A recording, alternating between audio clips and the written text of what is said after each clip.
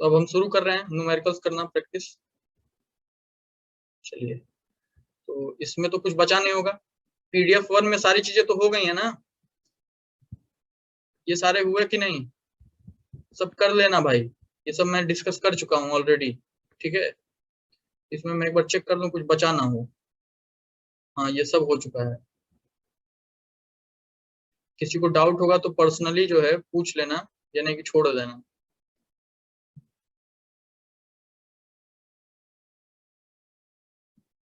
ये सारी चीजें हो गई हैं। और हाँ, अपने नोट्स में ये सब चीज मेंशन करिएगा, जरूरी है।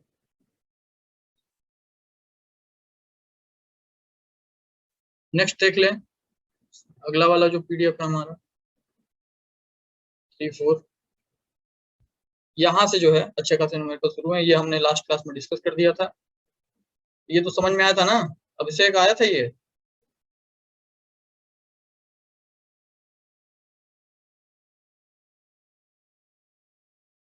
चलो, आया होगा, कल मैं बता ही दिया था।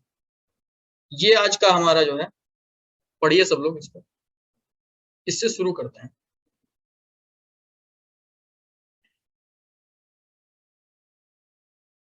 ठीक है, यहाँ पे ये वायर है, मेटल वायर पीक्यू, रेस्ट पे है, 10 ग्राम का है। ये मेटल रेल्स हैं 5 सेंटीमीटर के, इनके बीच की दूरी है। वर्टिकली डाउनवर्ड मैग्नेटिक फील्ड लग रहा है, मैग्नेटिक फील्ड का वैल्यू दे दिया है, ये आपको दिख रहा है inside the plane. The resistance of the circuit is slowly decreased, कह रहा है कि सर्किट का रेजिस्टेंस जो है स्लोली डिक्रीज हम कर रहे हैं। It is found that when the resistance goes below 20 ओम, कह रहा है कि जब इसका रेजिस्टेंस 20 ओम से नीचे चला जा रहा है तो the wire PQ start sliding on the rail. ठीक है, तो वायर PQ जो है वो स्लाइड करने लग रहा है। Find the coefficient of friction, coefficient of friction बताना है। ठीक है, कोफिशिएंट ऑफ फ्रिक्शन। तो देखो, आसान क्वेश्चन है, एकदम परेशान नहीं होना है। यहाँ पे आप देख पा रहे होंगे बैटरी 6 वोल्ट की लगी हुई है, 6 वोल्ट की बैटरी लगी हुई है। अच्छा, एक चीज समझो, होगा क्या? कोफिशिएंट ऑफ फ्रिक्शन बोला है, अरे सर यहाँ फ्रिक्शन घुसा दिया, कोई दिक्कत वाली बात है नहीं, जरा ध्यान से समझना। सबसे पहले जैसे ही सर्किट ये क्लोज हो जाएगा, ये पूरा एक क्लोज्ड सर्किट का फॉर्मेशन हो रहा है, और क्लोज सर्किट के फॉर्मेशन में 6 वोल्ट की जो बैटरी है करंट निकालेगी। आई करंट यहाँ से निकलना शुरू हुआ, ये गया, ये गया, ये गया, ये करंट ऐसा ऐसा ऐसा ऐसा ऐसा ऐसा। तो वो जो करंट होगा वो क्या करेगा, इस वायर में मूव कर रहा है, और कभी भी करंट कैरिंग वायर किसी मैग्नेटिक फील्ड में होता है तो उसके ऊपर एक फोर्स लगता है। तो हम देख लें कि इस वायर के ऊपर फोर्स किधर लगेगा, तो करंट किधर है, डाउनवर्ड। तो आपको बताया गया है कि भाई फोर्स जो लगता है करंट कैरिंग वायर में वो क्या होता है, आई एल क्रॉस बी। तो एल की डायरेक्शन कहां से हो जाएगी, P2Q, P2Q हो जाएगी। चलिए फाइंड आउट करिए। चलो दीपक जल्दी बता दो, फोर्स किधर लगेगा, तुम्हारे राइट या तुम्हारे लेफ्ट?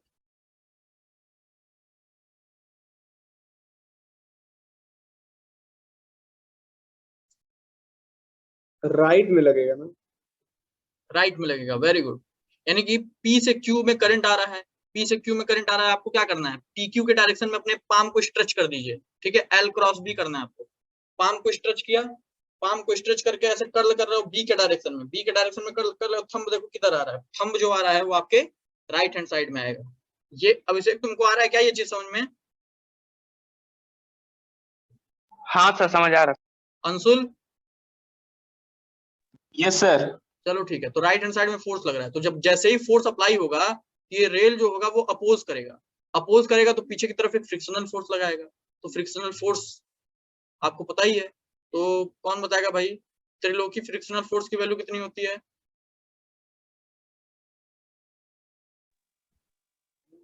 नहीं पता? अंशुल, फ्रिक्शनल फोर्स की वैल्यू कितनी होती है? Sir kx²। अच्छा, kx² होती है, गधे। अभिषेक?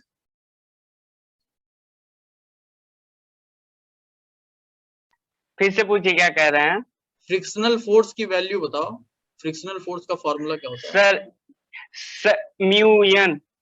न्यू एन, एन क्या है? Sir N normal perpendicular, normal क्या है? वेरी गुड, ठीक है। तो यहाँ पे पीछे की तरफ फ्रिक्शनल फोर्स लगेगा, आगे की तरफ ILB लगेगा। और ILB मैं क्या क्यों कह रहा हूँ, क्योंकि साइन थीटा की जो वैल्यू है वो 1 हो जाएगी। क्यों? क्योंकि थीटा जो है देखो परपेंडिकुलर है, मैग्नेटिक फील्ड जो है लेंथ के परपेंडिकुलर है। तो हमको कुछ करना नहीं है, यहाँ पे करंट निकालना पड़ेगा आपको। रेजिस्टेंस दे रखा है 6 वोल्ट का जो है बैटरी है, तो I इक्वल टू क्या लगाओगे, V equal to I R होता है, तो I इक्वल टू क्या हो जाएगा, V बाई आर, मतलब 6/20। 6/20 करोगे तो तुम्हारा क्या आ जाएगा, वो आ जाएगा तुम्हारा 0.3 एम्पियर। 0.3 एम्पियर का इसमें करंट दौड़ना शुरू कर जाएगा। ठीक है, I की वैल्यू 0.3, ये ओवरऑल में कर रहा हूँ यार, चलो दिखा देता हूँ। तो यहाँ पे जो है, यहाँ पे I की जो वैल्यू आ जाएगी, क्या आ जाएगी, 6/20 यानी कि 0.3 एम्पियर। ठीक, तो यहाँ पे ये रेल है ये, ठीक है, यहाँ पे वाया था PQ, तो इसके ऊपर एक फोर्स लगेगा जिसको हम कहेंगे ILB, और पीछे की तरफ फ्रिक्शनल फोर्स लगेगा जिसको हम स्टैटिक फ्रिक्शन बोल सकते हैं। स्टैटिक फ्रिक्शन की वैल्यू क्या होती है, न्यू इंटू एन। तो यहाँ पे ये हम एक मिनिमम कंडीशन की बात करें, जैसे 20 ओम की बात करें, तब ये स्लाइड होना शुरू करेगा। ठीक है, 20 ओम से कम और हुआ तो अभी 20 ओम की बात करें, यानी कि न्यू एन की जो वैल्यू होगी ये ILB के बराबर होनी चाहिए, ILB के बराबर होनी चाहिए। ठीक है, ILB के बराबर क्यों होनी चाहिए, क्योंकि इसके बाद अगर रेजिस्टेंस जो है हम और घटाते तो भागने लगता है ना, तो just at the 20 ohm resistance पे जो करंट आ रहा है 0.3 एम्पियर, उस पे हम फाइंड आउट कर रहे हैं। तो न्यू की वैल्यू आपको निकालनी है, एन की वैल्यू क्या हो जाएगी, एन की वैल्यू mg के बराबर हो जाएगी, है ना। अरे जैसे यार इस तरह का ब्लॉक रहता था, यहाँ पे एन ऊपर mg नीचे, तो एन की वैल्यू mg के बराबर होती थी। उसी तरह रेल पे रखा हुआ है ये वायर, तो नॉर्मल फोर्स जो है इधर की तरफ लग रहा होगा, ऊपर की तरफ, तो mg नीचे ही लग रहा होगा ना, यहाँ पे mg हो जाएगा। ठीक, ILB, न्यू की वैल्यू नहीं आ जाएगी, ILB अपॉन mg। g की वैल्यू आप 10 ले लेना, m की वैल्यू दिया हुआ है, I निकाल लिया, L दिया हुआ है, B दिया हुआ है, सारी चीजें दी हुई हैं, आपको coefficient of friction find out हो जाएगा। ठीक है, तो आप करिएगा। चलो, इस तरह का भी बहुत बड़ा ये क्वेश्चन नहीं था, आसान सा क्वेश्चन था। अभी किसी को डाउट है तो पूछ लो यार, आगे बढ़े।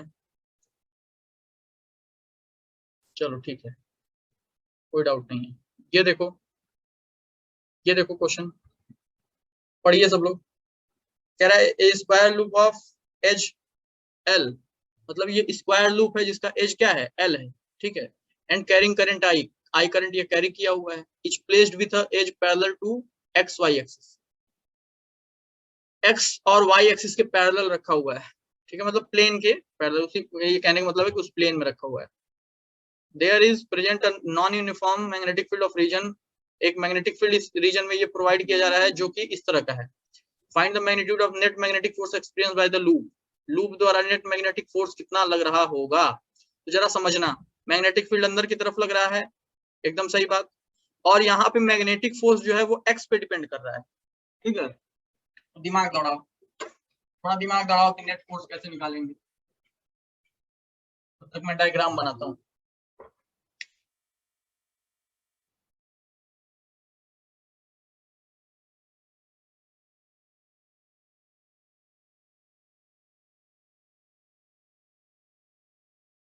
P जो दिया हुआ है वो दिया हुआ है B0 1 + x/L - k कैप। ठीक है, L लेंथ का ये एज है। तो किसी को समझ में आ रहा है क्या, कैसे करेंगे। हाँ सर। कैसे करेंगे दीपक। उसका फोर्स उतने दूर से मतलब निकालेंगे, मतलब क्या कहते हैं, वायर का वो नहीं दिया है क्या, साइड L दिया हुआ साइड है, क्या है, एडी और बीसी वाला अगर देखेंगे तो कैंसिल हो जाएगा। अगर उसका क्यों। फोर्स देखेंगे अपोजिट होगा ना। अच्छा, डायरेक्शन चेक करिए, मतलब उसके हाँ हाँ, अलग रख के, हम्म तो अपोजिट है, कैंसिल हो जाएगा, तो इन्हीं दोनों की वजह से आएगा। हम्म, और चलो मतलब A B C और D ये कह रहा है। अब जरा ध्यान से समझना सब लोग, ठीक है, ध्यान से देखना, यहाँ पे A B C और D है। अब देखो, मैग्नेटिक फील्ड एक्स पे डिपेंड कर रहा है, मतलब एक्स के हिसाब से जो पोजीशन चेंज हो रही होगी उस हिसाब से मैग्नेटिक फील्ड चेंज हो रहा होगा, और वायर के ऊपर लगने वाले फोर्स भी चेंज हो रहे होंगे। लेकिन आप एक बात बताओ, क्या वाई एक्सिस में मैग्नेटिक फील्ड चेंज हो रहा है क्या, नहीं। वाई एक्सिस पे मैग्नेटिक फील्ड वाई एक्सिस के वाई एक्सिस के डिस्टेंस पे मैग्नेटिक फील्ड डिपेंड नहीं कर रही है। ठीक, तो आप देखोगे कि ये जो एडी है, सबसे पहले हम देखेंगे एडी के ऊपर फोर्स किधर लग रहा है। तो एडी के ऊपर करंट किधर है, इधर की तरफ, मैग्नेटिक फील्ड किधर है, अंदर की तरफ, फोर्स किधर लग रहा है, नीचे की तरफ। ठीक, ये बात समझ में आ गई। तो मान लो यहाँ पे करंट है आई, करंट आई तो दिया ही हुआ है, तो यहाँ पे जो है फोर्स लग रहा है एफ एडी, एडी के ऊपर फोर्स लग रहा है एफ एडी। अगर आप बीसी की बात करो तो बीसी पे देखोगे तो करंट इधर, मैग्नेटिक फील्ड अंदर, तो ऐसा करेंगे तो थंब कैसा आ रहा है ऊपर, तो ऊपर की तरफ यहाँ पे फोर्स लग रहा है एफ बीसी। ठीक, अगर आप AB की बात करोगे तो AB के ऊपर फोर्स कितना लग रहा है, तो AB ऐसे कर्ल कर रहे हैं B के डायरेक्शन में, L into B, L cross B, thumb इधर, यानी इसके ऊपर एक फोर्स लग रहा है इधर की तरफ FAB। ठीक, अगर आप CD की बात करोगे तो CD नीचे करंट, और ऐसा कर्ल करें उधर की तरफ आ रहा है, यानी कि ये लग रहा है FCD।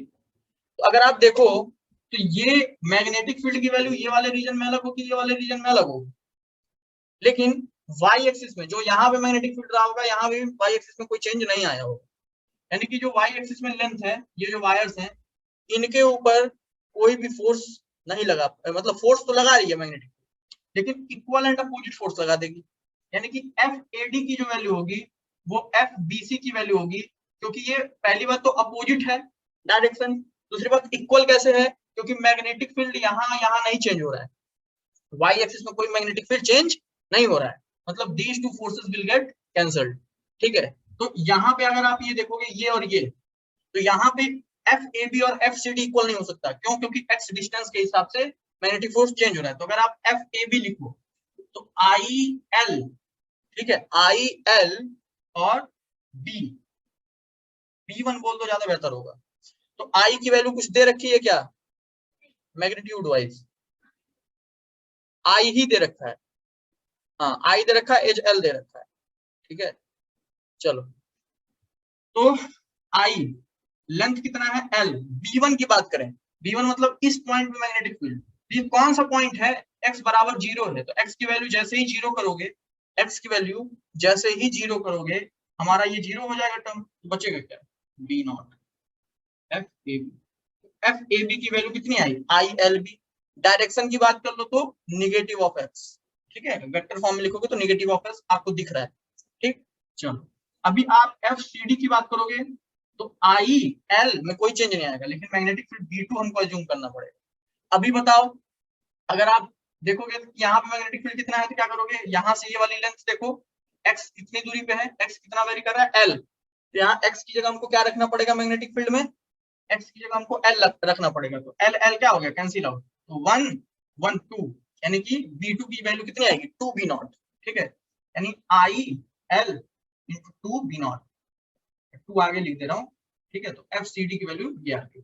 ठीक, तो हम ये अप्लाई किधर हो रहा था, इस साइड में, तो नेट फोर्स इस लूप पे कितना लगेगा, नेट फोर्स इस लूप पे देखोगे आप तो एफ नेट की वैल्यू देखोगे तो ऑब्वियस सी बात है ये वाला फोर्स बड़ा है ना, तो ये कितना होगा 2ILB माइनस ILB, कुल मिला जुला के ILB एफ नेट आया, और एफ नेट किधर लग रहा है अगर आप वेक्टर फॉर्म में दिखाओ तो आई कैप डायरेक्शन में, क्यों, क्योंकि ये वाला फोर्स बड़ा है तो नेट फोर्स जो है उधर की तरफ अप्लाई होगा। तो इस तरह के क्वेश्चंस भी कर लोगे कि नहीं आप लोग, कोई दिक्कत हो तो आप पूछ सकते हैं।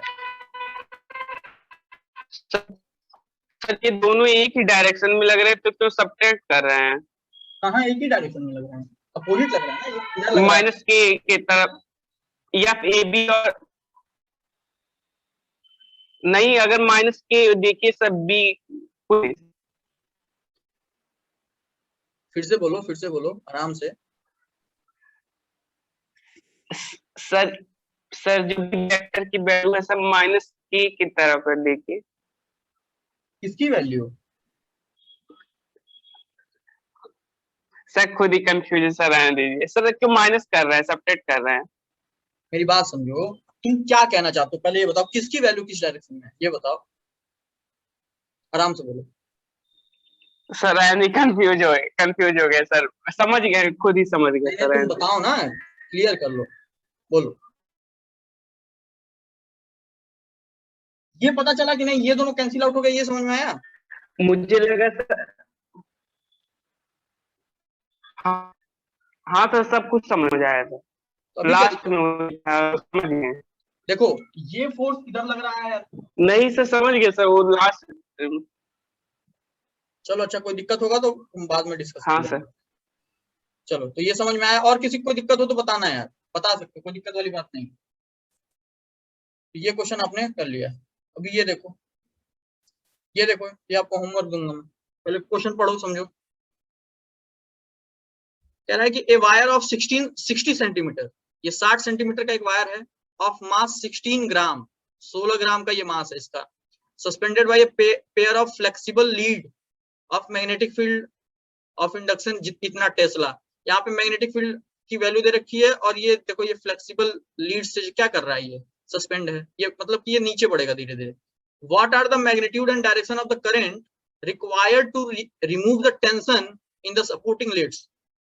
कह रहा है कि यहाँ पे कितना करंट अप्लाई कर दिया जाए, किस डायरेक्शन में, कि ये जो आपके दिख रहे हैं, ये जो फ्लेक्सिबल लीड्स दिख रहे हैं, इसके अंदर जो है टेंशन रिमूव हो जाए। टेंशन रिमूव हो जाने का मतलब सिंपल सा इतना है कि ये वायर जो है इक्विलिब्रियम में आ जाए, ये वायर किस में आ जाए, इक्विलिब्रियम में आ जाए।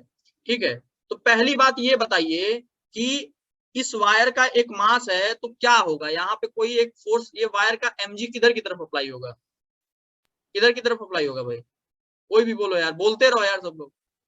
सर mg नीचे की तरफ अप्लाई होगा और फिर मैग्नेटिक फोर्स ऊपर की तरफ होगा, और I की वैल्यू 0.66 एम्पियर है, और जो राइट साइड में वो जाएगा करंट निकाले इसके पहले। अच्छा अच्छा, पहले ही करके रखे हो क्या? हाँ थोड़ा देख लिया, आधा घंटा लग गया सब। चलो अच्छी बात है। तो यहाँ पे आपको दिख रहा है कि mg की वैल्यू नीचे आएगी, बट ऑब्वियस सी बात है, और अगर इसके अंदर टेंशन जीरो करना है, टेंशन रिमूव करना है, तो बट ऑब्वियस सी बात है कि इसमें करंट दौड़ा दो ताकि मैग्नेटिक फोर्स ऊपर लगने लगे। तो मैग्नेटिक फोर्स mg को बैलेंस कर ले तो इसके अंदर टेंशन लगेगा ही। समझ में आया? तो अब देखना है कि ऊपर की तरफ मैग्नेटिक फोर्स कैसे लगेगा, देखना यह है कि ऊपर की तरफ मैग्नेटिक फोर्स कैसे लगेगा। तो एक बात बताओ, करंट अगर तुम्हारे राइट टू लेफ्ट जाने लगे, करंट अगर तुम्हारे राइट टू लेफ्ट जाने लगे, तो आप देखेंगे, तो आप देखिए कर्ल करोगे तो नीचे की तरफ वो लगने लगेगा मैग्नेटिक फोर्स, जो कि नहीं चाहिए हमको। हमको चाहिए कैसी मैग्नेटिक फोर्स, ऊपर की तरफ लगे। तो हमको करंट को क्या करना पड़ेगा, लेफ्ट टू राइट मूव कराना पड़ेगा। डायरेक्शन ऑफ करंट पता चल गई, ताकि आप लेफ्ट टू राइट कर्ल करें मैग्नेटिक फील्ड के डायरेक्शन में, ऐसा तो थंब ऊपर आए, तो जो मैग्नेटिक फोर्स होगा वो mg को बैलेंस करेगा, यानी ILB जो होना चाहिए वो mg के बराबर होना चाहिए।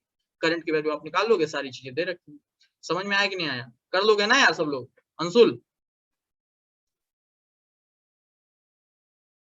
Yes sir. दीपक? हाँ सर, हो जाएगा। तुम तो गायब हो गए थे अभी बीच में। लैग कर गया था सर, अपने आप बंद हो अच्छा, गया। ये समझ, ये क्वेश्चन तुम ट्राई किए थे? हाँ ट्राई किए थे ये चीज। चलो ठीक है, तो मतलब हमको mg और ILB को इक्वल कर देना है, बहुत बड़ा इशू नहीं है। ठीक, बाकी ये चीज हमने कल के क्लास में देख ही लिया था, मैग्नेटिक मूवमेंट के बारे में, ये चीज भी आपने देख लिया था।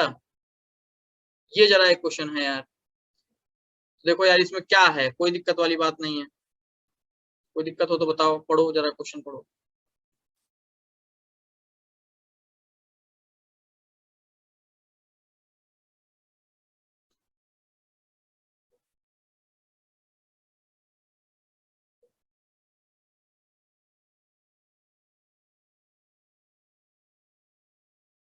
करिए सब लोग, करिए।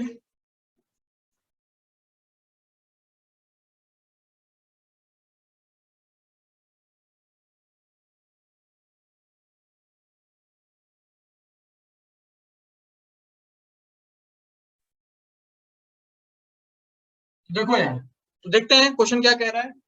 ये इस तरह का ये है, ये ऐसा इस तरह का है। शिवेंद्र तुम्हारा हुआ क्या? हाँ सर। कितना आया? Sir pi I by 2 into R one square minus R two. Very good.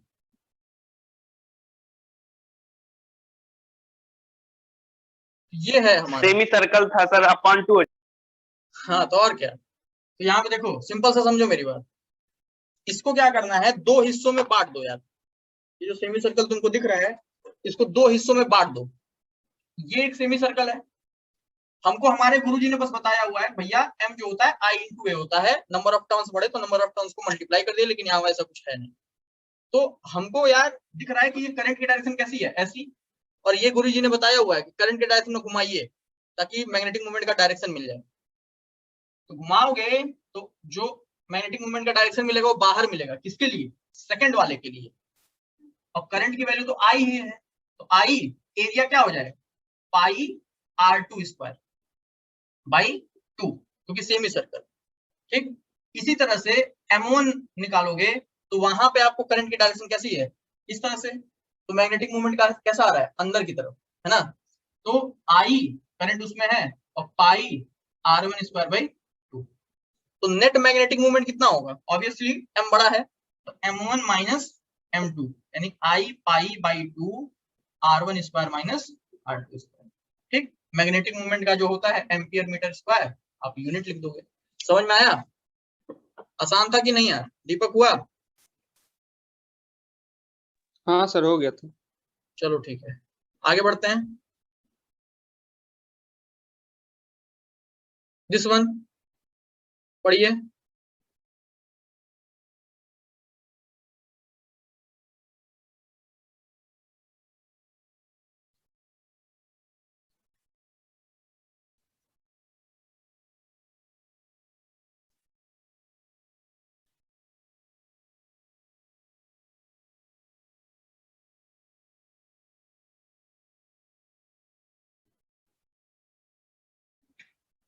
तो यहाँ पे यही है कि भाई एक वायर y एक्सिस के लॉन्ग है, एक वायर z एक्सिस के लॉन्ग है।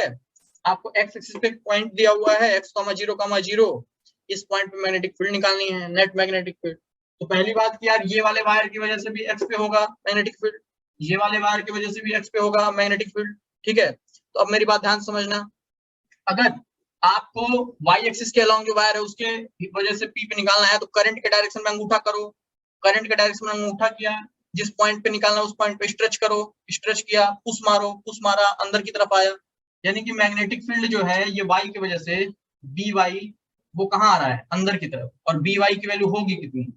अच्छा ये बताओ यहाँ से ये वाली दूरी कितनी है, x है ऑब्वियसली, ठीक है x है, तो ये हमको समझ में आ रहा है। तो यहाँ पे हम लिखेंगे mu naught I upon 2 pi x, अगर आप वेक्टोरियली लिखोगे तो क्या हो जाएगा, माइनस k कैप, क्योंकि अंदर की तरफ है।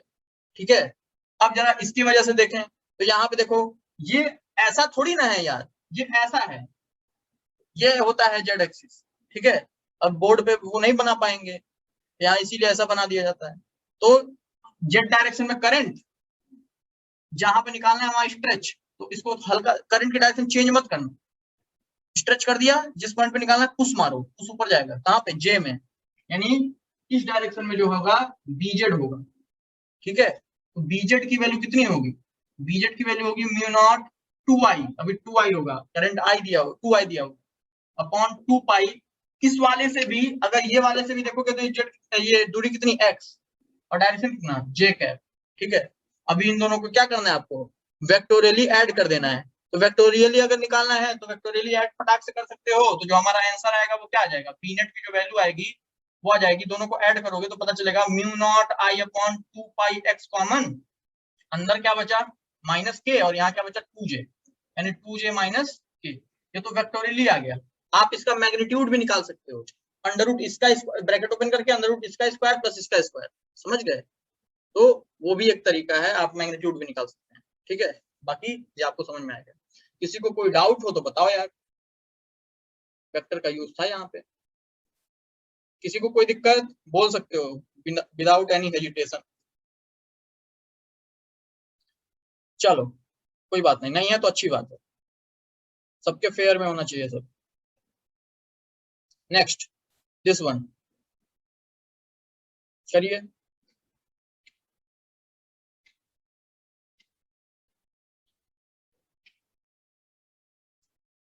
कह रहा है कि यार मैग्नीट्यूड और डायरेक्शन ऑफ मैग्नेटिक फील्ड बताना है at point P due to the current carrying wire stone. देखो यहाँ पे ये वायर्स हैं, इनकी वजह से। पहली बात कौन बोलेगा, अंशुल बोलेगा। अंशुल, ये वायर का जो पार्ट दिख रहा है ये वाला, जूम कर दे रहा हूँ, ये वायर का ये जो पार्ट दिख रहा है ये वाला, इसके वजह से पॉइंट पी पे मैग्नेटिक फील्ड कितनी होगी?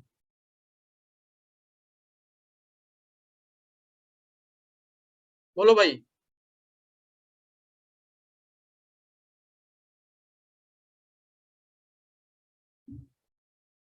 अभिषेक, इस वायर के पोर्शन की वजह से हाँ सर, हाँ बोलो। हाँ सर बोलिए, क्या बोलना है? इस वायर अब बताइए क्वेश्चन। ये जो पोर्शन ऑफ वायर दिख रहा है, इसके वजह से पॉइंट पी पे मैग्नेटिक फील्ड की वैल्यू। सर इसमें सर वो सब्ट्रैक्ट हो जाता था, sign theta 2 minus sine theta 1 हो जाता। भाई यहाँ पे 3 तरह के पोर्शन हैं, एक ये वायर का पोर्शन है, ये एक वायर का पोर्शन है, ये एक वायर का पोर्शन है। तो मतलब सिंगली वायर थे लेकिन इनको बेंड कर दिया गया है। तो ये जो वायर का पोर्शन है, ये वाला पार्ट, इसके वजह से पॉइंट पी पे मैग्नेटिक फील्ड की वैल्यू कितनी होगी?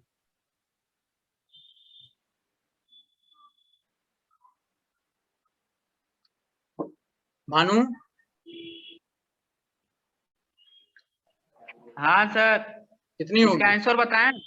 अब ये बताओ, ये वाला जो पोर्शन दिख रहा है, इसके वजह से कितना मैग्नेटिक फील्ड होगा? तो उसकी वजह से 0 होगा, क्यों? एलॉन्ग है ना वायर के।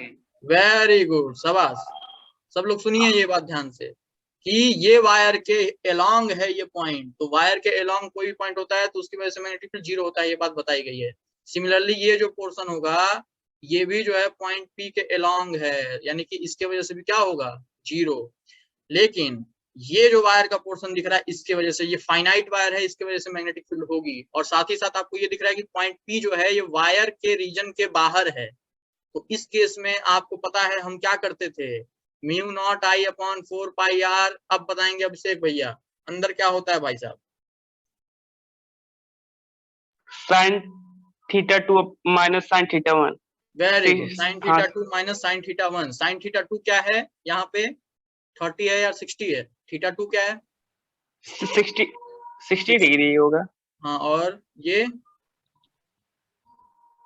30 साइन थीटा 1।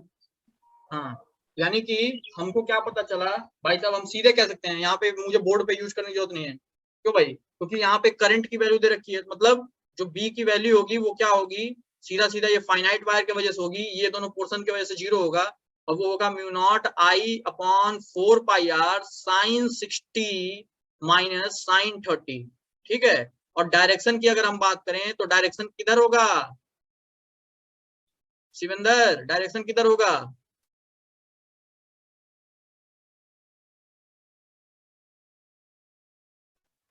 अंदर की तरफ। Upward. Very good. Plane of paper के आउटवर्ड। अंदर की तरफ कैसे भाई अभिषेक? अंगूठे को करंट के डायरेक्शन में करो, अंगूठे को करंट के डायरेक्शन में करो, जिस पॉइंट पे निकालना है वहां अपना हाथ स्ट्रेच करो, पुश मारो, तुम्हारे तरफ आ जाएगा। ठीक है, चलो नेक्स्ट। हाँ मेरा वही कहने बताओ। वही कैसे कहने का मतलब? अंदर और बाहर में अंतर नहीं है। ये देखो, कह रहा है कि यार कोई लॉन्ग स्ट्रेट वायर था, उसको बेंट कर दिया गया मिड पॉइंट से, बीचों बीच से, at an angle 45 degree, 45 degree पे। Find the induction of magnetic field at point P. Point P पे मैग्नेटिक फील्ड निकालना है at a distance r from the point of bending. जो पॉइंट ये दिया हुआ है बेंडिंग का, इससे r दूरी पे। सबसे पहले अंशुल जी, फिर बोलेंगे आप।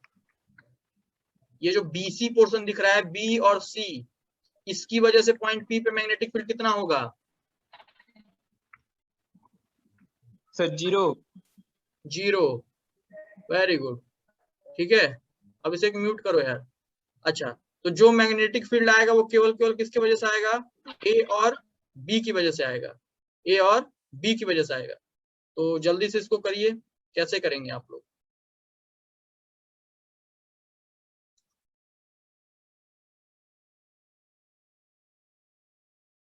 चलो भाई, तो यही है हमारा क्वेश्चन।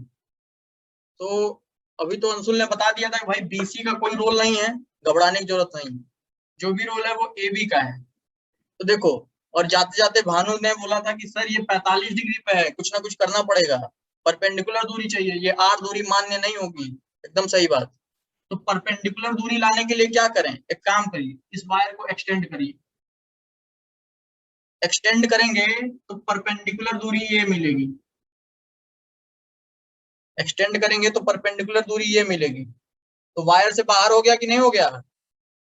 हो गया ना, वायर से बाहर हो गया ये पॉइंट, ये जो पॉइंट है वायर से क्या हो गया, बाहर हो गया। तो अब जरा देखो, तुमको पता चल रहा होगा कि हम जानते हैं कि पॉइंट अगर वायर से बाहर हो गया तो सबसे पहली बात एक बात बताइए, 45 डिग्री होगा कि नहीं होगा? होगा। ये 90 डिग्री है तो ये 45 डिग्री होगा कि नहीं होगा? होगा। एक बात बताइए, हमको ये वाली दूरी चाहिए ना, ये वाली, तो ये दूरी कैसे मिलेगी भाई साहब? ये दूरी मिलेगी sine 45 equals to perpendicular upon hypotenuse. Sine 45 equals to perpendicular, ये x बोल दे रहे हैं इसको, अपॉन हाइपोटेनस यानी x बाई r। तो x की वैल्यू कितनी आ गई? r upon root 2। ये आ गई r अपॉन रूट 2। दूरी पता चल गई हमको परपेंडिकुलर यार। और जब आउटसाइड होता है तो दोनों एंड्स को जोड़ना होता है, लेकिन ये सेमी इनफाइनाइट की तरह काम करेगा, तो घबराने की जरूरत नहीं है, घबराने की जरूरत नहीं है। दोनों एंड को जोड़ो, दोनों एंड को क्या करो, जोड़ो। ठीक है, तो दोनों एंड को हम जोड़ते हैं। कैसे जोड़े भाई? तो यहाँ पे जो है ये जो एंड है ये तो जुड़ रहा है ऐसा, ठीक है, दोनों एंड को हम जोड़ते हैं तो ये एंड तो ऐसा जुड़ रहा है, ठीक है। जैसे देख लो, मैं तुमको दिखा रहा हूँ कि जोड़ते कैसे हैं। अगर तुम कंफ्यूज हो रहे हो तो मैं तुमको दिखा दे रहा हूँ जोड़ते हैं कैसे। जरूरी है क्या ऐसा? ये जो ऊपर वाला भी हमने क्वेश्चन किया था, दिख रहा है ये point P outside the wire था, ये परपेंडिकुलर दूरी ये थी, तो हमने दोनों एंड को क्या किया, ऐसा जोड़ दिया है इस तरह का, और ये और ऐसे जोड़ दिया है। और ये देख रहे हैं कि जो जोड़ रहे हैं वो परपेंडिकुलर से कितना एंगल बना रहा है, ये हमको ध्यान में रखना, ठीक है। तो वही वाला ये ऐसा सवाल उसका है, आगे देखते हैं। तो दोनों एंड को जब जोड़ेंगे आप देखिए कि इस एंड को हमने जोड़ा इस तरह से, ठीक, और ये वाले एंड को कभी जोड़ पाओगे क्या? नहीं। तो जोड़ने के लिए तुमको कहाँ जाना पड़ेगा? बहुत दूर, ठीक है। तो आपको ये देखना है कि परपेंडिकुलर से कितना एंगल बना रहा है दोनों एंड जोड़ने के बाद। तो देख रहे हो कि ये जो लाइन है, ये जो लाइन है जो हमने एक एंड ये जोड़ा, बी वाला एंड पी से जोड़ा, तो ये परपेंडिकुलर हमारा ये है, परपेंडिकुलर से ये कितना एंगल बना रहा है? 45 डिग्री। और ये जो ए वाला एंड है इंफिनिटी पे, तो ये इंफिनिटी जा रहा है, तो परपेंडिकुलर से ये कितना एंगल बना रहा है? 90 डिग्री। तो हमको पता है कि बी की वैल्यू होती है mu naught I upon 4 pi R. इस केस में जब आउटसाइड होता है तो sine theta 2 minus sine theta 1, ठीक है। आर की वैल्यू क्या होगी? आर की वैल्यू ये आर नहीं होगी, यहाँ पे हम दूसरा आर ले लेते हैं, स्मॉल आर। स्मॉल आर की जो वैल्यू होगी वो परपेंडिकुलर वाली होगी, R by under root 2। Theta 2 की वैल्यू क्या होगी? थीटा 2 की वैल्यू होगी 1, क्योंकि सॉरी, थीटा 2 की वैल्यू होगी 90 डिग्री।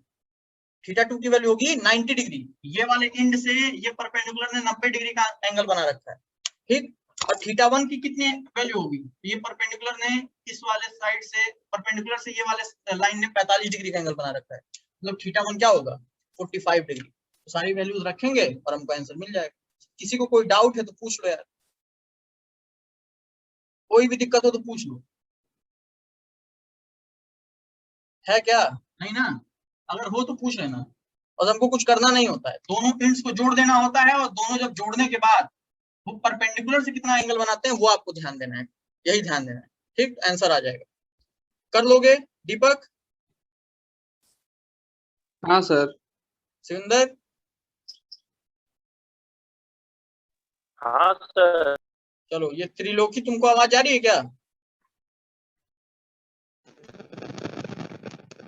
साहट है। आशीष तुमको? यस सर, आ गया समझ में। चलो ठीक है, सबको आ गया। जिसको नहीं आया तो अभी पूछ लो यार, अभी नेक्स्ट चलते हैं। ये देखो, ये क्वेश्चन ये वाला कह रहा है कि भाई, यहाँ पे कह रहा है कि एक नेटवर्क दिया है वायर्स का, करंट आई जो है इसमें फ्लो कर रहा है, और कह रहा है कि बी ओ पॉइंट पे हमको मैग्नेटिक फील्ड निकालना है। सेंटर ओ तो दिया नहीं है, लेकिन यही सेंटर जो है यही ओ होगा, ठीक है। इस पे जो है हमको मैग्नेटिक फील्ड निकालना है। कह रहा है कि अगर अल्फा जो है 90 डिग्री है, if angle alpha is equal to 90 degree, then what will be the value of magnetic induction at O, मतलब ये अल्फा 90 डिग्री का दिया हुआ है, ठीक है। तो आप समझिए ये अलग एक सेक्शन है, ये अलग एक सेक्शन है, बाकी ये जो स्ट्रेट वायर्स के सेक्शंस हैं इनके वजह से पॉइंट O पे मतलब सेंटर पे जो मैग्नेटिक फील्ड होगा वो 0 होगा। ये वाले सेक्शन की अगर हम बात करें तो इसके वजह से मैग्नेटिक फील्ड किधर होगी, कर्ल करिए करंट के डायरेक्शन में, सर्कुलर वाले क्या होता है करंट के डायरेक्शन में कर्ल करेंगे अंदर आएगा, मतलब ये जो BC सेक्शन दिख रहा है आपको, BC के वजह से magnetic field inside the plane होगी, और कितनी होगी भाई, कितनी होगी, ये अल्फा की वैल्यू 90 डिग्री दे रखी है, तो बताओ भाई अभी से क्वाड्रेंट का कितना होता है मैग्नेटिक फील्ड सेंटर पे, mu naught I theta C sir upon 4 pi R होता है, थीटा सी पाई बाई 2 रखेंगे, अब कट जाएगा, याद नहीं है, काटो पाई बाई 2 से mu naught I upon 8 R, pi by 2 pi pi cut जाएगा, mu naught I upon 8 R, 8 R, तो मतलब इसकी वजह से इनसाइड जो आएगा mu naught I upon 8 R आ जाएगा। अब ये इनके वजह से देख लें तो ये सेंटर पे कितना एंगल बना रहे हैं, बाकी बचा हुआ एंगल, तो 360 में से 90 घटा दो 270, ठीक है, तो 270 डिग्री बना रहे हैं, 270 मतलब 3 पाई बाई 2, तो ये भी इनका भी अगर कर्ल किया जाए तो ये भी कहाँ दिखाई देंगे, अंदर की तरफ, इनका भी मैग्नेटिक फील्ड अंदर की तरफ आएगा, ठीक है, ये जो DEA पोर्शन है, ठीक है, तो इसकी वजह से जो मैग्नेटिक फील्ड होगी वो क्या होगी, mu naught I upon 4 pi R, और थीटा का जो मल्टीप्लीकेशन है वो थीटा की जगह आप 3 पाई बाई 2 रख दोगे, ठीक है, क्योंकि 370 डिग्री का ये एंगल का फॉर्मेशन हो रहा है, ठीक, समझ में आ रहा है क्या। तो जो नेट मैग्नेटिक फील्ड होगी वो हो जाएगी, एक तो है यार mu naught I upon 8 R, और दूसरा आ गया mu naught I upon 3 8 R, यही आएगा। आपको ऑब्वियसली दिख रहा है कि ये B2 वाला जो है, अच्छा बड़ा छोटा यहाँ देखना ही नहीं है, दोनों सेम डायरेक्शन में इनसाइड द प्लेन, दोनों को ऐड कर दो फटाक से। अच्छा रेडियस अलग दिया है क्या,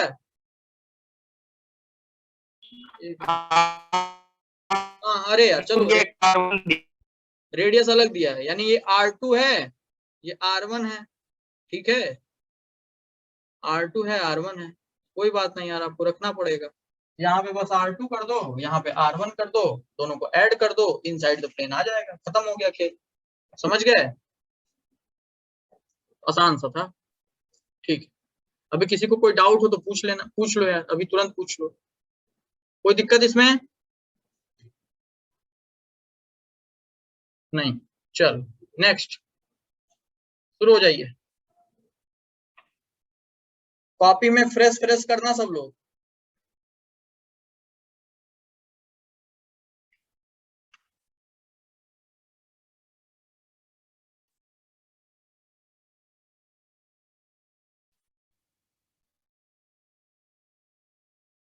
हाँ भाई बताओ इनसाइड या आउटसाइड,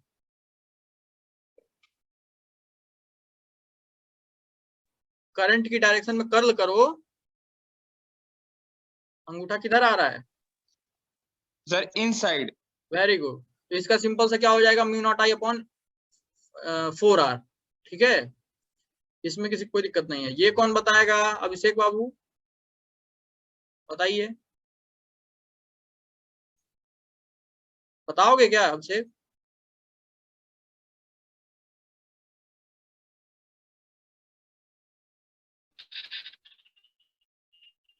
नहीं सर, नहीं सर, इनको देखो शिवेंद्र,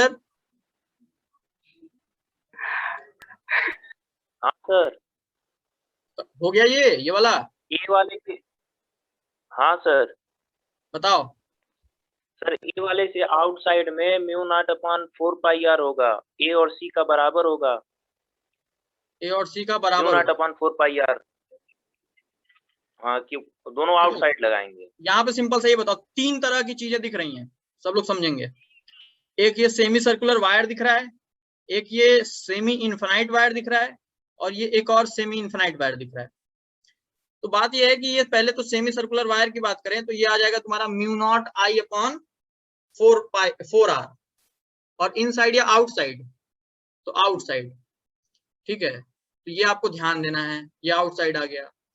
अब भाई शिवेंद्र तुम्ही को बोलना है, तुम अपनी माइक ऑन रखो। तो यहाँ पे तुमको दिख रहा है कि ये इनफाइनाइट वायर है, तो इसके वजह से जो है मैग्नेटिक फील्ड क्या लिखोगे? Sir mu naught upon 4πr outside. Mu naught upon 4πr, बस आई, हाँ आई कौन लिखेगा? Mu naught I upon 4πr। अच्छा, तो यहाँ पे आप देख सकते हैं कि सेमी इनफाइनाइट वायर है, मतलब ये जो पॉइंट O है, ये पॉइंट O हम एक एंड से जोड़ेंगे फटाक से तो 0 डिग्री बन जाएगा, और ये पॉइंट जो है अदर एंड से जोड़ने की कोशिश करोगे तो यहाँ पे 90 डिग्री बनता हुआ दिखाई देगा। तो जो हमारा होता है mu naught I upon 4πr sin θ2 plus sin θ1, तो वहां पे θ2 की वैल्यू हो जाएगी तुम्हारी 90 डिग्री और θ1 की वैल्यू क्या हो जाएगी? 0 डिग्री। ये चीजें मैं डिस्कस कर चुका हूँ क्लास में। तो mu naught I upon 4πr आ जाएगा इसका। लेकिन अब बात यह है डायरेक्शन की, तो करंट के डायरेक्शन में थंब कर दें और जिस पॉइंट पे निकालना है उधर स्ट्रेच कर दें और पुश मारें तो आउटसाइड आएगा। सिमिलरली इसकी बात करें तो इसका भी जो होगा mu naught I upon 4πr होगा, ठीक है। लेकिन अब इसकी भी डायरेक्शन देख लें, करंट की डायरेक्शन में थंब कर दें, जिस पॉइंट पे निकालना है वहां स्ट्रेच कर दें, पुश मारें, ये भी आउटसाइड आ गया। मतलब तीनों की वजह से जो है आउटसाइड आ गया। तीनों का तीनों क्या हो जाएगा? एड अप हो जाएगा, ठीक है। और वो सारा सारा नेट मैग्नेटिक फील्ड बाहर की तरफ। अब इसे समझ में आया?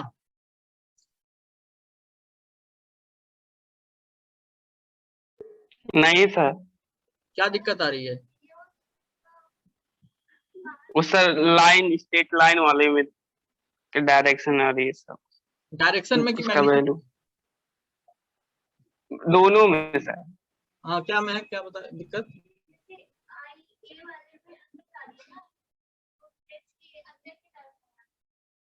ए वाले में अंदर जा रही है करंट, इधर करंट, इधर बी ओ की तरफ स्ट्रेच करो, पुश मारो, तुम्हारी तरफ आ जाएगा। चलो मैं बता रहा हूँ यार, एक ये बता देता हूँ, छोटकन को दिक्कत हो रहा है। देखो भैया, यही है, ठीक है। पहले तो यार एक चीज समझो, इनफाइनाइट का मैं साइड में यहाँ बनाता हूँ सेमी इनफाइनाइट। ये सेमी इनफाइनाइट वायर है, ये पॉइंट P है, ये वाला हम पिछले क्लास में नहीं किए हैं क्या? ये पॉइंट P पे कितना निकलेगा, ये दूरी R है, तो ये जो है ये वाला इंड से 0 डिग्री एंगल बना रहा है, मतलब θ1 की वैल्यू 0 हो गई। इसको जोड़ना है तो हमको इधर जाना पड़ेगा, ये एंगल बना रहा है 90 डिग्री, π/2।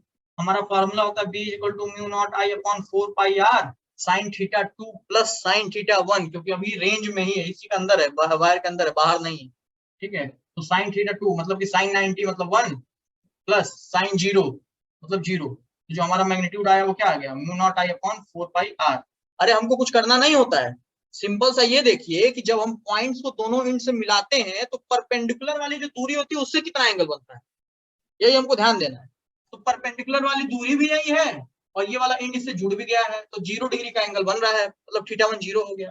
बाकी अगर इस पॉइंट को ये इस वाले एंड से जुड़ना, ये एंड पता नहीं कहाँ है, इसको हमको स्ट्रेच करना पड़ेगा, 90 डिग्री एंगल बनेगा उस समय। ये बात मैंने क्लास में ही बता दी थी, ठीक है। तो वही यही वाला कॉन्सेप्ट जो है यहाँ पे बस घुमा दिया है वायर को, तो ये एक इंड बन गया वायर का, एक इधर बन गया इनफाइनाइट।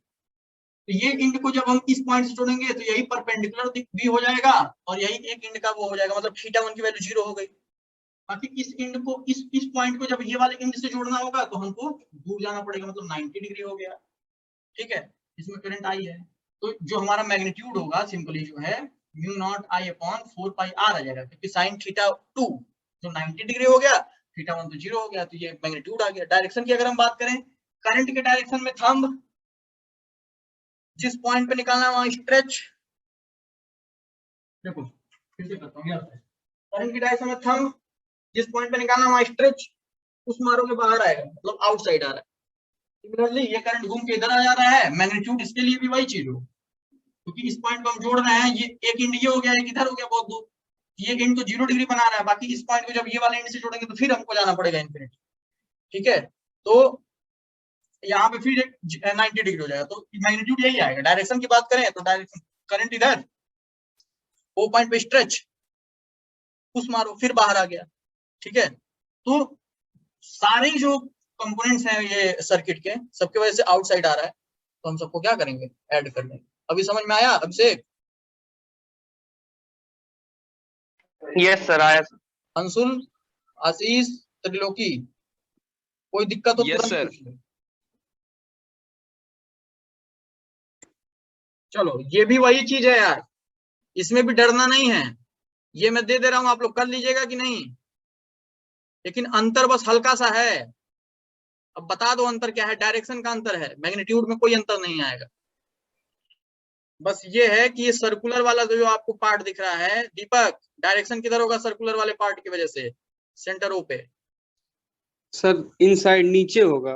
इनसाइड, कल करो करंट की डायरेक्शन में थंब अंदर आ रहा है इनसाइड, और बाकी ये सेमी सर्कुलर वायर्स की वजह से दोनों के लिए ऊपर हो जाएगा। हाँ, ये क्योंकि इसमें और इसमें तो देख रहे हो कोई अंतर ही नहीं, और अंतर रहता भी तो क्या हम कर लेते यार, हमको कॉन्सेप्ट पता है। तो इसके और इसके वजह से outside mu naught I upon 4 pi R, mu naught I upon 4 pi R, दोनों को जोड़ोगे mu naught I upon 2 pi R, कहाँ, बाहर की तरफ। और इसकी वजह से करोगे तो क्या आ जाएगा, mu naught I upon 4 R, वो भी अंदर। तो ये इन दोनों का नेट बाहर, इसका अंदर, तो यहाँ सब्सट्रैक्ट होगा। ठीक है, तो पॉजिटिव सब्सट्रैक्शन ले लीजिएगा, क्योंकि यहाँ पाई की वैल्यू भी रखनी पड़ेगी। तो ये जो है आपको ये भी कर लोगे ना सब लोग? किसी को कोई दिक्कत हो तो पूछ लो, तुरंत तुरंत पूछो, नहीं है परेशानी। वेरी गुड, हो तो अभी भी बोलो। चलो ठीक है, आगे बढ़ते हैं, शुरू करिए अंताक्षरी। अरे यार, इन्फिनाइट लॉन्ग कंडक्टिंग वायर ऐसा है, एक्स वाई प्लेन में लाई कर रहा है, 2 straight wire, 1 parallel to X axis, another Z axis, magnetic field C पे निकालनी है। ये कौन सा तीर मारने वाला सवाल पूछ दिया मास्टर साहब, तो हो जाएगा, इतना आप टेंड कर दिए हैं। तो ये सेमी सर्कुलर वायर है, आप देखिए। चलो भाई, भानु बहुत देर से गायब हो तुम। Yes sir. चलो, सेमी सर्कुलर वायर जो है, इसके वजह से डायरेक्शन बताओ सी पे। जो कर्व है, हाँ हाँ, तो उसके वजह से जेड डायरेक्शन में जाएगा। हाँ, के कैप, वेरी गुड। आप कर्ल करिए, सब लोग जहां बैठो आप करो यार, मुंह दिखाने से काम नहीं चलेगा। जहां बैठो वहीं करंट के डायरेक्शन में घुमाओ। देखो ये बाहर की तरफ आ रहा है, और बाहर की तरफ मतलब जेड एक्सिस यहाँ रिप्रेजेंट किया हुआ, मतलब के, और बाकी इसकी वजह से मैग्नीट्यूड तो लिख ही लोगे।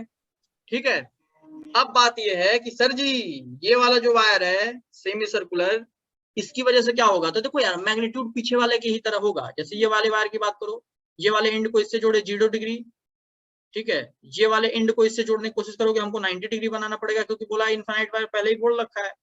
तो जो हमारा होगा mu naught I upon 4 pi R, ये वायर के लिए मैग्नीट्यूड तो हो जाएगा। डायरेक्शन की बात करोगे, करंट के डायरेक्शन में थंब करो, सी पॉइंट पे स्ट्रेच करो, पुश मारो, बाहर आ गया फिर से, मतलब कि के कैप में। अब हम अगर ये जेड वाले के देख लें, तो करंट के डायरेक्शन में थंब करो, जेड मतलब तुम्हारी तरफ, करंट तुम्हारी तरफ आ रहा है, तो जेड के डायरेक्शन में थंब, थंब ये मेरा है, देखो अंगूठा मेरे तरफ मैं कर रहा हूँ। जिस पॉइंट पे निकालना है, सी पॉइंट पे निकालना है, सी पे स्ट्रेच करो, कर दिया, पुश मारो, कहाँ आ रहा है, माइनस आई, है ना, मतलब इसके वजह से जो है माइनस आई में आ रहा है। सबका आ रहा है क्या? किसी को कोई दिक्कत है तो बताओ, मैं बोर्ड पे बताऊं जल्दी। रामशीष सर बता दीजिए एक बार। अच्छा, देखो कोई दिक्कत वाली बात नहीं है, यही क्वेश्चन है, अंतर बस यही है। देखो जरा, एक तो वायर वाई से दिया हुआ है तुम्हारा, बस खत्म। ठीक है, यही दे दिया है। ये ऐसा है नहीं वैसे, एक्चुअली ये ऐसा है, ठीक है, ऐसा है। तो करंट, ये करंट रिप्रेजेंट कर रहा है जेड एक्सिस में, तो करंट के डायरेक्शन में थंब, मान लो यही सी पॉइंट था, करंट के डायरेक्शन में थंब, जहां निकालना था वहां स्ट्रेच, पुश मारोगे किधर आएगा, इधर। ये एक्स एक्सिस था तो माइनस एक्स में आ रहा है, समझ में आया? यस सर, आ गया। चलो, तो थोड़ा दिमाग दौड़ाओ, बच्चे नहीं रहे, इतना क्वेश्चन करा दिया फिर भी जो है। अंशुल, अभिषेक, त्रिलोकी, आरडी, सब बोलो, आया नहीं आया? आया सर। हाँ सर आया सर। ये नहीं कि सर ये हमारी बेइज्जती हो जाएगी झूठे बोल के, सब हाँ बोल रहे हैं तो हम भी बोल दे रहे हैं। नहीं आया तुरंत पूछ लो।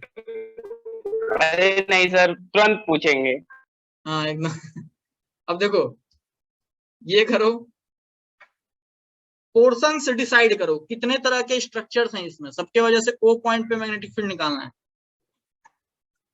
ये देखो, ये एक स्ट्रेट वायर, ये एक स्ट्रेट वायर, ये एक स्ट्रेट वायर, ये स्ट्रेट वायर, ये सारे स्ट्रेट वायर की वजह से ये ओ पे क्या होगा, मैग्नेटिक फील्ड, सब बोले एक साथ, zero zero. Zero. Very good, ठीक है। अब भाई रामाशीष जी ये बताइए, ये जो एक पहला वाला कर्व है, इसकी वजह से पॉइंट ओ पे मैग्नेटिक फील्ड की डायरेक्शन एक्स वाई कोऑर्डिनेट बना, ये देख के बताना, जल्दी करो।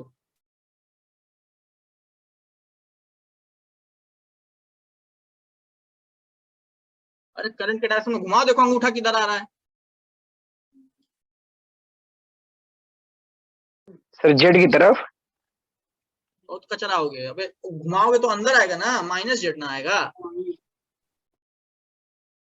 माइनस के क्या है। चलो अब इसे इसका बताओ, सेकंड वाले का सर जेड डायरेक्शन। के क्या है, वेरी ठीक है। गुड। अंशुल इसका बताओ। सर माइनस जेड के। हाँ, तो अब चलो, अब इसे इसका मैग्नीट्यूड बताओ, ये वाले का।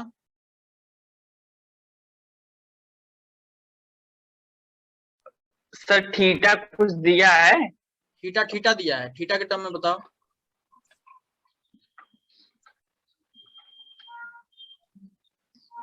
Sir mu naught I theta सी, और थीटा रेडियन में रहेगा अपन 4 पाई आर। 4 पाई ओ कुछ दिया सर 3 आर, और एक हाँ। 1 2 3 3 are.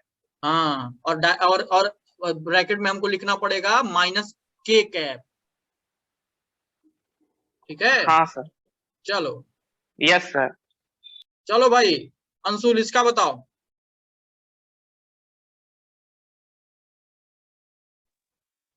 Sir mu naught I upon 3r bracket में के कैप।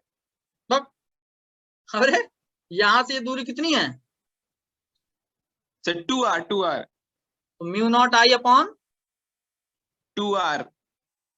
अरे भाई साहब 2 पाई आर होता है, तो अच्छा हाँ, यस 2 पाई और इंटू 2 आर, और डायरेक्शन होगा के कैप, माइनस के कैप क्यों कह रहे हो। चलो रामशीष इसका मैग्नीट्यूड बताओ। Sir ji mu naught I upon 2 pi R, उसके बाद फिर direction sir ji minus K cap. Theta हम आके बोल देते हैं, तुम्हारे घर ही पे आ जाते हैं। अरे यार नहीं सर। तो डायरेक्शन क्या होगा, माइनस के कैप। चलो तो इसका माइनस के कैप में, इसका माइनस के कैप में, इसका के कैप में, सबको ऐड कर देना, ठीक है, मैग्नीट्यूड निकल जाएगा। कर लोगे सब लोग। अरे तीसरा वाले का देखो यार, mu naught I theta upon 2 pi into 3r, कहाँ पे, माइनस के कैप, ठीक। तो ये कुल मिला जुला के म्यू नॉट आई थीटा के कैप अपॉन, ये माइनस बाहर आ गया 6 पाई आर, और सेकंड वाले का म्यू नॉट आई थीटा के कैप में आएगा, और दूरी 2 है तो यहाँ पे 4 पाई आर, और थर्ड वाले का म्यू नॉट आई थीटा के कैप में आएगा, वो भी माइनस के साथ, और यहाँ पे दूरी आ रही था तो 2 पाई आर, ठीक। अब सबको क्या करना है, ऐड अप कर देना है, सबको ऐड करिएगा, मैग्नीट्यूड। सर आवाज नहीं आ रही है। आवाज नेटवर्क होगा दिक्कत, कितना होता है, mu naught upon 4 pi R होता है सर। 4 पाई, अच्छा हाँ, ये 4 mu naught I theta upon 4 pi R होता है ना। हाँ सर। हाँ तो ये 4 होगा, सॉरी यार, ये 4 होगा, 4 3 12, ये 12 होगा, यहाँ पे भी 4 होगा तो 8 आ जाएगा, ये यहाँ पे भी 4 होगा। ये सबको ऐड कर देना, सबको ऐड कर देना, के के टर्म में आंसर आएगा, चाहो तो उसका मैग्नीट्यूड भी निकाल सकते हो, ठीक है। किसी को कोई परेशानी यहाँ पे हो तो बोल दो यार। चलो, एम्पियर सर्किटल लॉ हमने पढ़ रखा था, ये पढ़ लिया है, ठीक है, ये सारी चीजें हो गई हैं आपकी। सोलेनाइड भी हो गया, टोरॉइड भी हो गया। ये क्वेश्चन फटाक से जल्दी ओरल। अंशुल, अंशुल एसी के वजह से पी पे जल्दी बोलो। सर 0। आशीष ईडी की वजह से, तो उसकी वजह से भी 0 होगा। अभिषेक सीडी की वजह से,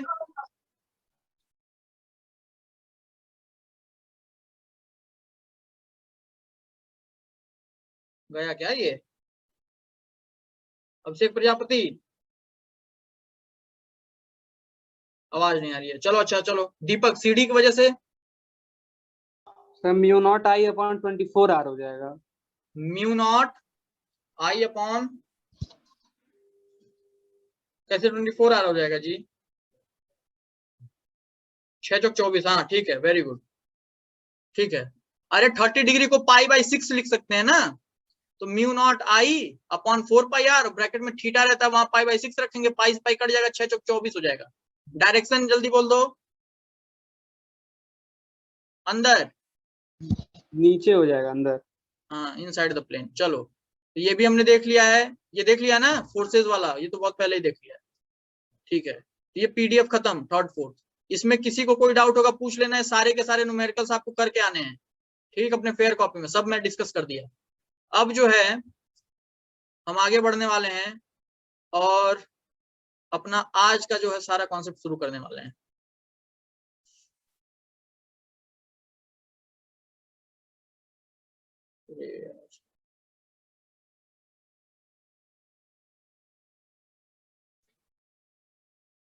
तो आज का टॉपिक शुरू करते हैं। आज बेसिकली हमको पढ़ना है साइक्लोट्रॉन के बारे में, मूविंग कॉइल गैल्वेनोमीटर के बारे में और बार मैग्नेट्स के बारे में। ये सारे क्वेश्चन लगा लीजिएगा, देख लीजिए, ये सब का सब लगा के आना, सब ये लगा के आओगे।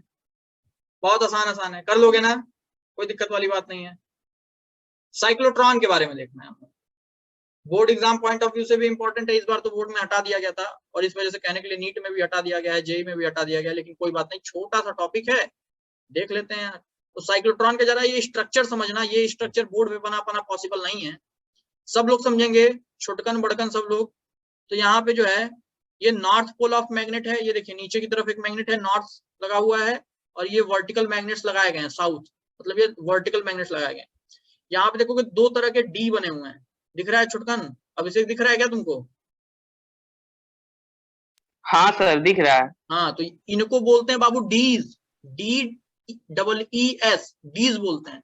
ये D1 है, ये D2 है, मतलब डी शेप के होते हैं इसलिए डीज बोलते हैं, ठीक। पहली बात कि साइक्लोट्रॉन होता क्या है ये मैं तुमको बता दूं। साइक्लोट्रॉन एक ऐसी डिवाइस होती है जिसकी मदद से हम चार्ज पार्टिकल्स को एक्सेलरेट कराते हैं, बहुत हाई स्पीड में एक्सेलरेट कराते हैं, बहुत ज्यादा यूज है इसका। एक तो न्यूक्लियर बम्बार्डमेंट में यूज होता है, न्यूक्लियर रिएक्टर्स में यूज होता है, मेडिकल पर्पसेस में यूज होता है, ठीक है, डायग्नोसिस वगैरह में बहुत ज्यादा यूज होता है ये मेडिकल फील्ड में, ठीक है, बहुत ढेर सारे जगहों पे ये इसका यूज है, ठीक, पहली बात। दूसरी बात कि यहाँ पे समझिए, स्ट्रक्चर में समझा देता हूँ। ये देखो ये क्रॉस सेक्शन व्यू है जो मैं बोर्ड पे यही बना पाऊंगा, ठीक है, क्योंकि ये बना पाना भी असंभव है मेरे लिए, और मेरे क्या लिए ये बोर्ड पे 3D नहीं बनेगा। तो ये नॉर्थ है, ये साउथ है, ठीक है, इसमें डीज लगे हुए हैं, नॉर्थ से साउथ में ये देखो मैग्नेटिक फील्ड जा रही है, ठीक। साथ ही साथ होता क्या है कि इन दोनों डीज को, ये जो D1 है और D2 है, इनको एक ऑसिलेटर से कनेक्ट करा दिया जाता है। ऑसिलेटर मतलब कि हम एक कह सकते हैं आप सप्लाई, करंट की जो सप्लाई करता है उससे हम जो है कनेक्ट करा देते हैं। जैसे ये वाले स्ट्रक्चर में अगर आप देखोगे तो आपको ध्यान से दिखाई देगा, नॉर्थ साउथ है, या देखो हाई फ्रीक्वेंसी ऑसिलेटर, सिंपल सा ये आप ये कह सकते हो कि इलेक्ट्रिक फील्ड प्रोड्यूस करता है। ये क्या करता है? इलेक्ट्रिक फील्ड, ठीक है। तो दोनों डीज को हम इससे कनेक्ट करा देते हैं, मैग्नेटिक फील्ड यहाँ अप्लाई होती है। देखो ये चार्ज पार्टिकल पॉइंट एस पे रखा रहता है, चार्ज पार्टिकल कहाँ रखा रहता है? पॉइंट एस पे रखा रहता है। जैसे ही पॉइंट एस पे रखा रहता है, बीचों बीच में, ये दिख रहा है बीचों बीच में। अब जैसे देखो होता क्या है, मान लो इसको ऑसिलेटर करता क्या है बाबू, बैटरी की तरह समझो। अल्टरनेटिंग करंट में पढ़ाने वाला हूँ अभी 2-4 दिन में, तब आपको और अच्छे समझ में आएगा। लेकिन ऑसिलेटर समझिए, ऑसिलेटर क्या होता है कि बैटरी की तरह समझिए, उसके पास एक पॉजिटिव टर्मिनल है, एक निगेटिव टर्मिनल। बस अंतर ये है कि ये पॉजिटिव टर्मिनल और निगेटिव टर्मिनल चेंज होते रहते हैं। और एक आपको पता होगा, आपने पढ़ रखा है वहां पे 50 हर्ट्ज की फ्रीक्वेंसी होती है हमारे जो एसी सप्लाई होती है, आपने 10th में पढ़ा हुआ है सबने। तो 50 हर्ट्ज का क्या मतलब है कि 1 सेकेंड में 50 बार पोलैरिटी चेंज करता है, plus minus plus minus plus minus, है ना। इतनी तेज स्पीड में ये जो है अपनी पोलैरिटी चेंज करता है। तो इसको पॉजिटिव टर्मिनल ऑफ बैटरी से जोड़ दिया, इसको नेगेटिव टर्मिनल ऑफ बैटरी से जोड़ दिया। अब जैसे मान लो ये पॉजिटिव टर्मिनल ऑफ बैटरी है, ये नेगेटिव टर्मिनल ऑफ बैटरी है, तो मान लो यहाँ पे पॉजिटिव चार्ज हम रखेंगे तो ये पॉजिटिव चार्ज को ये पॉजिटिव टर्मिनल ऑफ बैटरी क्या करेगी, खींचेगी सट से। ये देखो खींच रही है। और जैसे ही चार्ज के अंदर मूवमेंट आया, मैग्नेटिक फील्ड भी है बेटा यहाँ पे। मैग्नेटिक फील्ड मैंने बोला था, शुरू करा था चैप्टर तभी बोला था कि मैग्नेटिक फील्ड घुमाती है और इलेक्ट्रिक फील्ड चलाती है। बोलो हाँ या ना, ठीक है। तो यहाँ पे जैसे ही ये चलना शुरू करेगा, ये आगे बढ़ना शुरू करेगा, मैग्नेटिक फील्ड इसको सट से घुमा देगी, ठीक। जैसे यहाँ पहुंचा, अभी जब तक ये यहाँ पहुंचेगा तब तक पोलैरिटी डी, जो डीज दिख रहे हैं आपके, इसकी पोलैरिटी चेंज, मतलब ये जो पॉजिटिव था ये निगेटिव था, तो अब ये निगेटिव हो जाएगा, ये पॉजिटिव हो जाएगा। और यहाँ जैसे ही पहुंचा, फटाक से ये पॉजिटिव हो गया, खींच लेगा इसको। जैसे खींचेगा, मैग्नेटिक फील्ड जो है और ज्यादा ये रेडियस बढ़ा देगा, क्योंकि वेलोसिटी भी बढ़ते जाएगी, किसकी वजह से, क्योंकि इलेक्ट्रिक फील्ड क्या करता है, इलेक्ट्रिकल फोर्स लगाता है, और इलेक्ट्रिकल फोर्स लगाएगा तो एक्सेलरेशन आएगा, और एक्सेलरेशन आएगा तो वेलोसिटी बढ़ेगी, और वेलोसिटी बढ़ेगी तो रेडियस बढ़ेगा, है ना। क्योंकि R = mv/qv होता है कदों, तो v बढ़ेगा तो R क्या होगा, बढ़ेगा, ठीक है। तो यहाँ पे जैसे पहुंचा, ये पोलैरिटी चेंज, इसने खींचा और मैग्नेटिक फील्ड ने घुमा दिया, फिर एक बड़ा रेडियस। जैसे यहाँ पहुंचा, फिर पोलैरिटी चेंज, ये प्लस ये माइनस, फिर इसने ऐसा घुमा दिया बड़े रेडियस में। ये क्या होता है कि बड़े बड़े रेडियस में ये आगे आगे ऐसे स्पाइरल की तरह घूमते जाता है। और यहाँ पे ये देखो विंडो लगा हुआ है, ये विंडो लगा रहता है, यहाँ पे ऐसा चीज रखा होता है जिसके ऊपर हमको चार्ज का बम्बार्डमेंट करना होता है। तो घूमते घूमते घूमते घूमते आके विंडो के रास्ते फटाक से जाके लड़ जाता है वहां पे जाके, और हमारा काम फुलफिल हो जाता है, ठीक है। तो यही देखिए आप, ये क्रॉस सेक्शन व्यू आपको दिखेगा, दिख रहा है, इस तरह से जाते मारेगा, फट से ऐसा चला जाएगा, ठीक। यहाँ देखो ऑसिलेटर किस तरह का कनेक्टेड है। ऑसिलेटर बस ये देखो, ये मान लो पहले बार में पॉजिटिव होगा, ये नेगेटिव होगा, फिर ये ऑसिलेटर क्या करेगा, बदल देगा, ये नेगेटिव हो जाएगा, ये पॉजिटिव हो जाएगा। तो यहाँ पे चार्ज पहले इधर खींचेगा, रेडियस बढ़ाएगा, फिर इधर खींचेगा, रेडियस बढ़ाएगा, ऐसे ऐसे करते करते करते करते करते करते ऐसे फटाक से मार देगा, ठीक। साइक्लोट्रॉन की कुछ बातें आपको याद रखनी है कि देखो यहाँ पे लिखा हुआ है कि it is a device used to accelerate charge particle, ठीक। चार्ज पार्टिकल को एक्सेलरेट करने के लिए यूज होता है। एक और बात मैं बता दूं कि केवल और केवल हैवी पार्टिकल्स को एक्सेलरेट हम करा सकते हैं इसकी मदद से। इलेक्ट्रॉन्स को कभी आप एक्सेलरेट नहीं करा सकते साइक्लोट्रॉन की मदद से, क्योंकि वो बहुत हल्का होता है, ठीक है। तो एक्सेलरेट बेसिकली करता कौन है, अल्फा पार्टिकल, प्रोटॉन्स, ठीक है, और ड्यूट्रॉन्स, इन सबको जो है हम साइक्लोट्रॉन की मदद से एक्सेलरेट कराते हैं। न्यूट्रल पार्टिकल भी एक्सेलरेट नहीं हो सकता, मतलब न्यूट्रॉन को भी एक्सेलरेट नहीं करा सकते, इलेक्ट्रॉन को भी एक्सेलरेट नहीं करा सकते। हैवी पार्टिकल्स का जो है हम बम्बार्डमेंट किसकी मदद से कराते हैं, साइक्लोट्रॉन्स की मदद से कराते हैं, ठीक है। ये आपको ध्यान देना है। तो ये स्ट्रक्चर था, बोर्ड वाले बच्चे ध्यान देंगे, अगले साल उनके बोर्ड में आएगा, इस साल बस हट गया था, लेकिन अब कोई बात नहीं। इससे रिलेटेड क्वेश्चंस जो हैं थ्योरेटिकल आ सकते हैं नीट में और जेई में भी, तो ध्यान दीजिए। तो यहाँ पे लिखा हुआ ये बढ़ा दिया मैं, साइक्लोट्रॉन के बारे में पूरी कहानी लिखी हुई है, मैंने एक्सप्लेन कर दिया, ठीक है। ये पढ़िएगा, आपको 101% समझ में आएगा। लेकिन अब जरा ध्यान देना, ये देखो मैंने पहले से प्रूफ करा रखा है, रेडियस कितना होता है, mv/qb, mv/qb, क्योंकि सर्कल में घूम रहा है, वही वाली सारी बात है, चार्ज पार्टिकल का मूवमेंट है, ठीक है। पहले ही मैंने प्रूफ कराया, कोई प्रूविंग की जरूरत नहीं, कोई जानने की जरूरत नहीं। और मैंने जो है पूरा एक्सप्लेन कर दिया कहानी। D1 D2 जो है ये डीज हैं, ये D1 एक डी है, D2 एक डी है, ऐसे स्पाइरल बनाते बनाते बनाते बनाते बनाते बनाते मारेगा सटाक से, ठीक है। ये ध्यान देना, ठीक। और बाकी यहाँ से वेलोसिटी आप निकाल सकते हैं BQR/m, समझ गए, ये चीज है। अब एक चीज और, यहाँ पे क्या बाबू समझ में आ रहा है, कह रहा है कि the time taken by the charge particle to transverse the semi circular path of the dees, है ना। कह रहा है कि ये जो सेमी सर्कल बना रहा है, जैसे मान लो ये चार्ज पार्टिकल ये सेमी सर्कल बना रहा है, ये वाला ये ऐसा, तो इसको कितना टाइम लग रहा होगा, ठीक। तो टाइम क्या होगा, सेमी सर्कल में पाथ कितना ट्रेवल करेगा, πr, क्योंकि 2πr तो सर्कल का होता है, πr। और वेलोसिटी इसकी कितनी है, मान लिया v, velocity keep on changing हो रही है, ठीक है, v। तो πr/v, जैसे देखो πr/v है, ठीक। v की ये वाली वैल्यू पुट करोगे, जैसे यहाँ पे v की ये वाली वैल्यू वहां ले जाके पुट करो, v की वैल्यू जैसे ही ले जाके पुट करोगे आंसर आ जाएगा, समझ गए। तो ये टाइम जो आता है ये क्या है, time taken by the charge particle to transverse the semi circular path in the dees, ठीक है। तो ये आपको ध्यान देना है, ठीक। ये पूरी कहानी पढ़ लीजिएगा, इसमें देखिए कुछ इंपॉर्टेंट बातें हैं जो आपको ध्यान में रखनी है, ठीक। जैसे जैसे रेडियस बढ़ेगा, देखो यहाँ पे वेलोसिटी क्या हो रहा है, बढ़ते हुए दिखाई दे रहा है। चलो शुरू करते हैं फिर से, 1 मिनट यार।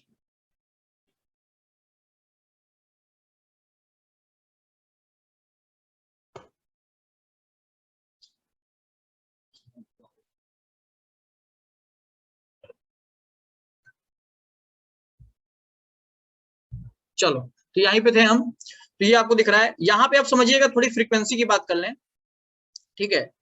अब ये पूरी चीज इंपॉर्टेंट बातें थी, ये पढ़िएगा, सारी बातें आपको पता चलेंगी। जैसे कह रहा है कि the relation indicate that time T is independent of velocity of the particle and the radius. कह रहा है कि जो टाइम टी है ये रेडियस और वेलोसिटी ऑफ पार्टिकल से इंडिपेंडेंट है। मतलब मेरी बात समझो बाबू सब लोग, एक चीज समझना, सब लोग समझेंगे यहाँ पे कि ये वाला सर्कल चलने में जितना समय लगा होगा उतने समय यहाँ से यहाँ चलने में लगा होगा, उतने समय यहाँ से यहाँ। मतलब कि भले सर्कल बढ़ता जा रहा है, टाइम सेम लग रहा है। क्यों लग रहा है? क्योंकि एक्सेलरेटिंग पार्टिकल है, ठीक है, तो वेलोसिटी बढ़ रही है, इस वजह से वो सेम टाइम में वो जो कवर कर ले रहा है। एक और बात, board exam point of view से, हर पॉइंट ऑफ व्यू तो शायद इसमें लिखा नहीं है, आप चाहे तो लिख लें, प्रिंसिपल ऑफ साइक्लोट्रॉन क्या होता है। प्रिंसिपल ऑफ साइक्लोट्रॉन क्या होता है ये पूछा जाता है, तो ध्यान से समझना। सिंपल सा ये फैक्ट है, मैं पहले हिंदी में समझाता हूँ कि कोई भी चार्ज पार्टिकल अगर वो साइमल्टेनियसली इलेक्ट्रिक फील्ड और मैग्नेटिक फील्ड में रखा हुआ है, तो इलेक्ट्रिक फील्ड की वजह से वो क्या करता है, रोटेशन करता है, और इलेक्ट्रिक फील्ड की वजह से क्या करता है, वो एक्सेलरेट करता है, और मैग्नेटिक फील्ड की वजह से वो क्या करता है, रोटेट करता है। ठीक, मतलब इफ अ चार्ज किस प्रिंसिपल पे वर्क करता है cyclotron? If a charge particle is placed in a region where electric field and magnetic field are exist simultaneously, then charge particle accelerate due to electric field and rotate due to magnetic field। ठीक, तो इस principal पे जो है ये cyclotron work करता है। समझ में आया? ये प्रिंसिपल आपको ध्यान देना है, ठीक, तो आप अच्छे से लिख लेना, ठीक है। तो यहाँ पे फ्रीक्वेंसी देखो, कोई दिक्कत वाली बात नहीं है। फ्रीक्वेंसी आपको पता है 1/t होता है, और ये हमने प्रूफ कर रखा है। टाइम पीरियड क्या होता है? 2π/m, ठीक है।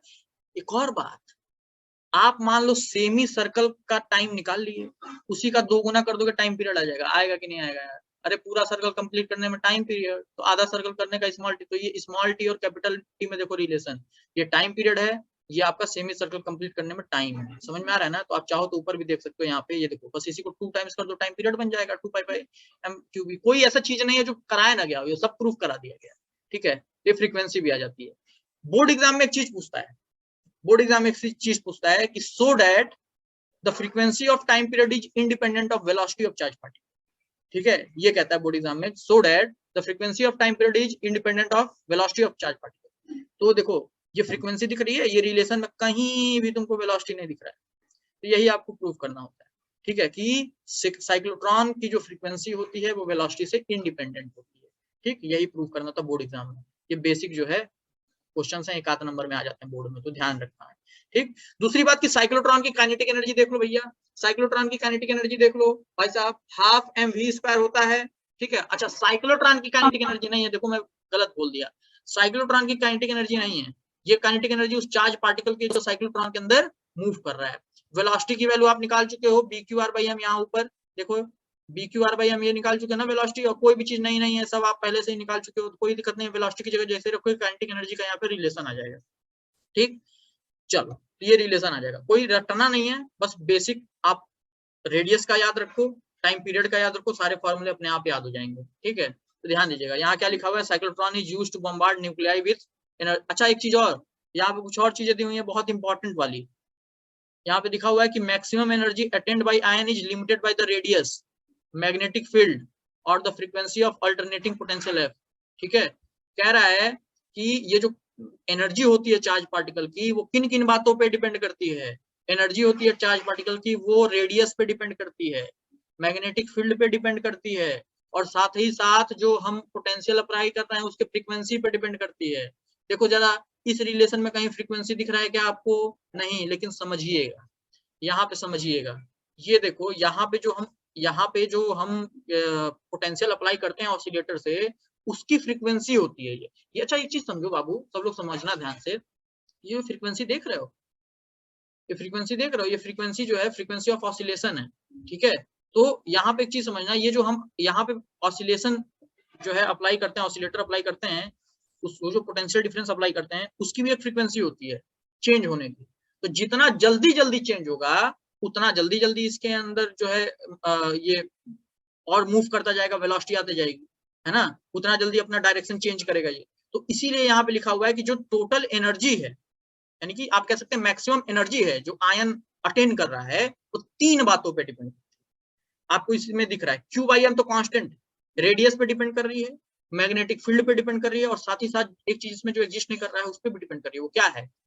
Frequency of alternating potential. Frequency of alternating potential का सिंपल सा मतलब ये है कि वो कितने टाइम में वो ऑसिलेटर जो है अपना चेंज कर रहा है, और ये वही उसी के बराबर होता है, यही वाली चीज, ठीक है।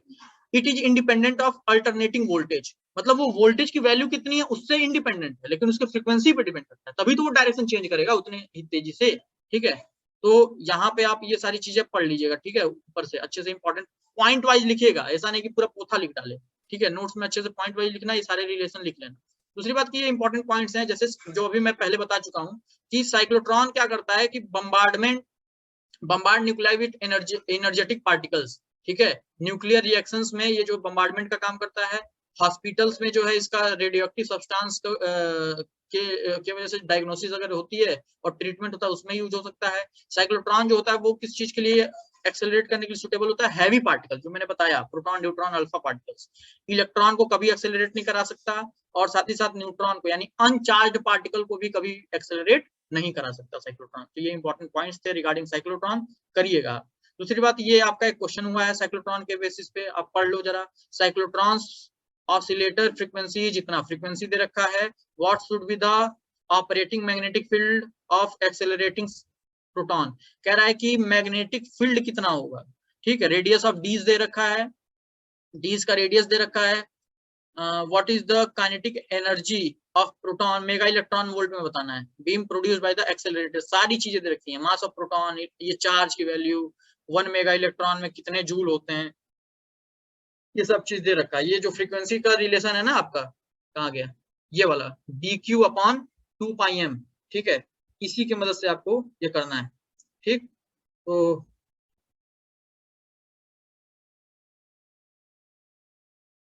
करिएगा आप लोग, फॉर्मूले में केवल क्वेश्चन ये करना है, ठीक है।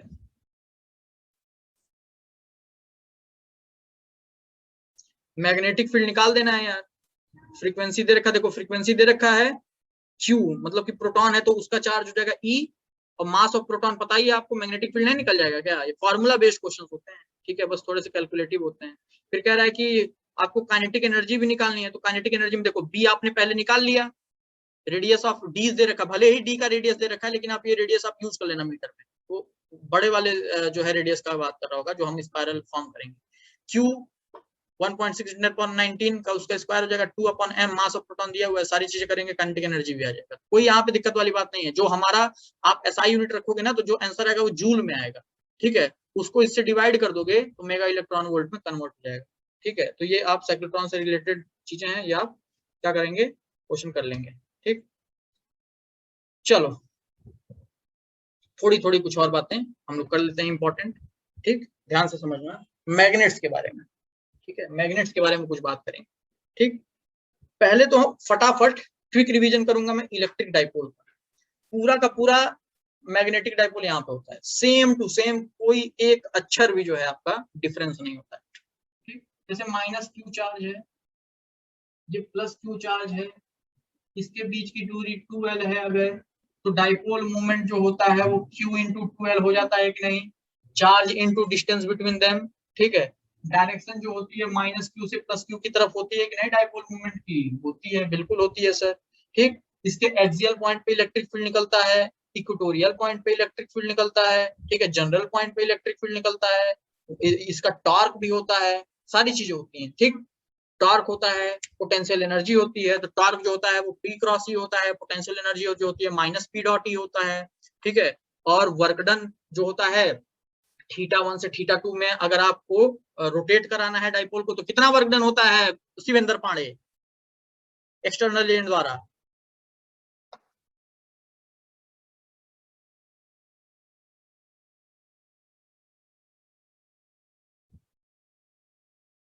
Bhanu, work done by external agent? So P into E into cos θ2 minus cos θ1. cos θ2 minus cos θ1 होता है कि θ1 माइनस θ2 होता है? नहीं, cos θ2 minus cos θ, cos ही थीटा है ना, P डॉट ही होता है ये। हाँ, हाँ, पोटेंशियल एनर्जी, P डॉट, हाँ potential energy minus P dot E होता है। हाँ, तो माइनस पी डॉट ई होता है, तो उसी का कॉस थीटा देख लेंगे। अरे तो फाइनल माइनस इनिशियल करना है तुमको। हाँ, तो फाइनल माइनस इनिशियल करेंगे तो नेगेटिव, हाँ वही थीटा 1 से थीटा 2 होगा, कॉस थीटा 1 से कॉस थीटा 2 होगा। ब्रैकेट में cos theta 1 minus cos theta 2 work done by external, वो होता है तो हम रोटेट कराते हैं। ठीक है, वो हो गया। और भी चीजें होती हैं लाइक, चलो तो उसी तरह से यहाँ पे जरा मैग्नेट की बात समझना। जैसे यहाँ पे ये मैग्नेट है, बार मैग्नेट है हमारा, ठीक। जैसे निगेटिव चार्ज पॉजिटिव चार्ज है ना, यहाँ पे भी मैग्नेटिक चार्जेस होते हैं, आप ये कह सकते हैं मैग्नेटिक चार्जेस होते हैं, एकदम एनालॉग, डिट्टो एनालॉग। अगर आपको वो सब इलेक्ट्रोस्टैटिक में पता है, ये करने में कोई टेंशन वाली बात नहीं होगी। तो मैग्नेटिक जो है यहाँ पे स्ट्रेंथ होते हैं, यहाँ पे माइनस एम हो जाएगा, यहाँ पे प्लस एम हो जाएगा। स्मॉल एम बना रहा हूँ, स्मॉल एम जो होता है इसको मैग्नेटिक स्ट्रेंथ कहते हैं। क्या कहते हैं? Magnetic strength. ठीक है, ये मैग्नेटिक स्ट्रेंथ होता है। ठीक, आपको ये ध्यान देना है। दूसरी बात कि इसमें भी जो होता है ये डाइपोल की तरह काम करता है। इसको निगेटिव चार्ज आप ट्रीट कर सकते हो, इसको पॉजिटिव चार्ज। तो यहाँ पे जो डाइपोल होता है वो मैग्नेटिक डाइपोल होता है, जो आपने पढ़ रखा है, जो मैंने पढ़ा रखा है, उसकी वैल्यू आपको पता है। एम वेक्टर इक्वल टू क्या होता है? आई इंटू ए वेक्टर। अरे होता है कि नहीं होता है? होता है। ए वेक्टर मत लिखो, ठीक है, यहाँ पे एन कैप लिख लो। ठीक है, वेक्टर फॉर्म में क्या लिखोगे? मैग्नीट्यूड लिख दो। चलो, M equal to I into A होता है। लेकिन सर आप तो कह रहे थे एनालॉग होता है, यहाँ चार्ज इंटू 2a है, 2l है, मतलब डिस्टेंस बिटवीन देम है, यहाँ तो आई इंटू ए है। ये क्या? ये एक फॉर्मूला होता है करंट कैरिंग लूप के लिए और उस तरह के स्ट्रक्चर्स के लिए।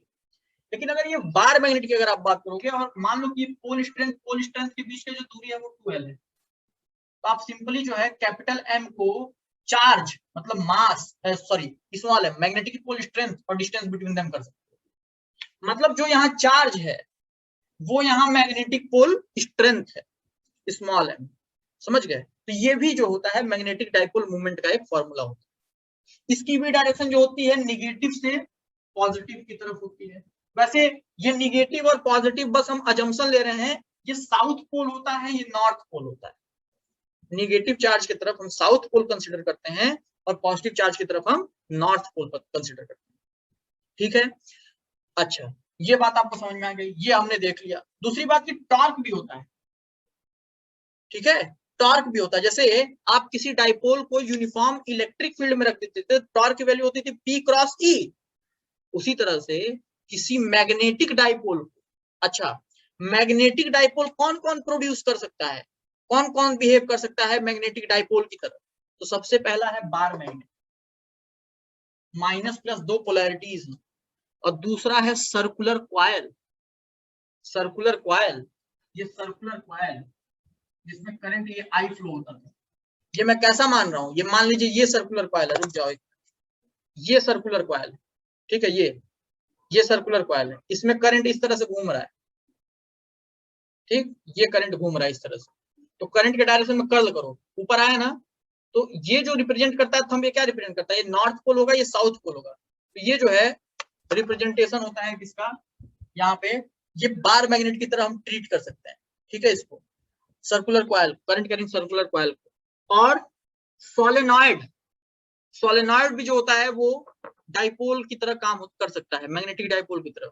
ठीक है, ठीक, तो ये सबको यूनिफॉर्म मैग्नेटिक फील्ड में रख दिया जाए, जैसे ये बार मैग्नेट को यूनिफॉर्म मैग्नेटिक फील्ड में रख दिया जाए, तो इसके ऊपर कितना जो है ये टॉर्क अप्लाई होगा, इसके ऊपर कितना टॉर्क अप्लाई होगा? तो जैसे यहाँ पे जो टॉर्क अप्लाई होता है वो होता है P cross E, P cross E। उसी तरह से यहाँ जो टॉर्क अप्लाई होता है ये होता है M cross B। Electric field की जगह मैग्नेटिक फील्ड और इलेक्ट्रिक डाइपोल की जगह मैग्नेटिक डाइपोल। ठीक, मैं बोर्ड वाले बच्चों के लिए ये प्रूफ कराऊंगा बाद में। ठीक है, ये प्रूफ कराऊंगा मैं M क्रॉस B, लेकिन फिलहाल आप ये जान लें, एनालॉग लेके हम समझ लें, न्यूमेरिकल्स लगने शुरू हो जाएंगे। इसका मैं प्रूफ कराऊंगा बोर्ड में, कभी कभार आ जाता है, कोई ऐसा सीन नहीं। ठीक है, इसका तो प्रूफ कराऊंगा मैं। तो टॉर्क इक्वल टू क्या होता है? M cross B। ठीक, ये आपको ध्यान देना है। जैसे यहाँ पे पोटेंशियल एनर्जी होती है माइनस P डॉट E, यहाँ पे भी पोटेंशियल एनर्जी होती है, ये U से रिप्रेजेंट कर दो, यहाँ पे भी पोटेंशियल एनर्जी होती है माइनस M डॉट B। क्या होती है? Minus M dot B। यहाँ पे कूलम्बिक फोर्स होता है k q1 q2 upon r square, और यहाँ भी मैग्नेटिक फोर्स, मैग्नेटिक फील्ड में भी आपसे घुमा के क्वेश्चन पूछ सकता है कूलम्बिक फोर्स का नाम देके। तो ये जो हो जाएगा वो क्या हो जाएगा, k m1 m2 upon r square. अंतर क्या है, यहाँ पे k जो है ये 1/4 पाई एप्सिलॉन नॉट है, क्या है 4 पाई एप्सिलॉन नॉट है, और आपके गुरुजी ने सिखा दिया है कि 1/एप्सिलॉन नॉट की जगह बस न्यू नॉट लिखो, ठीक है। तो यहाँ पे ये जो k हो जाएगा ये क्या हो जाएगा, न्यू नॉट अपॉन 4, ठीक है। ये कूलम्बिक फोर्स हो जाता है यहाँ पे, ठीक। जैसे यहाँ पे वर्क डन जो होता है वो होता है PE cos θ1 माइनस cos θ2। अगर θ1 से θ2 तक किसी डाइपोल को जो है रोटेट आपको कराना है, तो ये जो होता है work done by external agent होता है। सारी चीजें डिस्कस की गई हैं और आपने कॉपी में भी बना रखा है, ठीक। तो उसी तरह से यहाँ पे भी work done by external agent हो जाएगा, P की जगह M, E की जगह B cos θ1 माइनस cos θ2, ठीक। अच्छा, और चीजें समझ लेते हैं फटाफट फटाफट फटाफट, देखो जरा ध्यान से।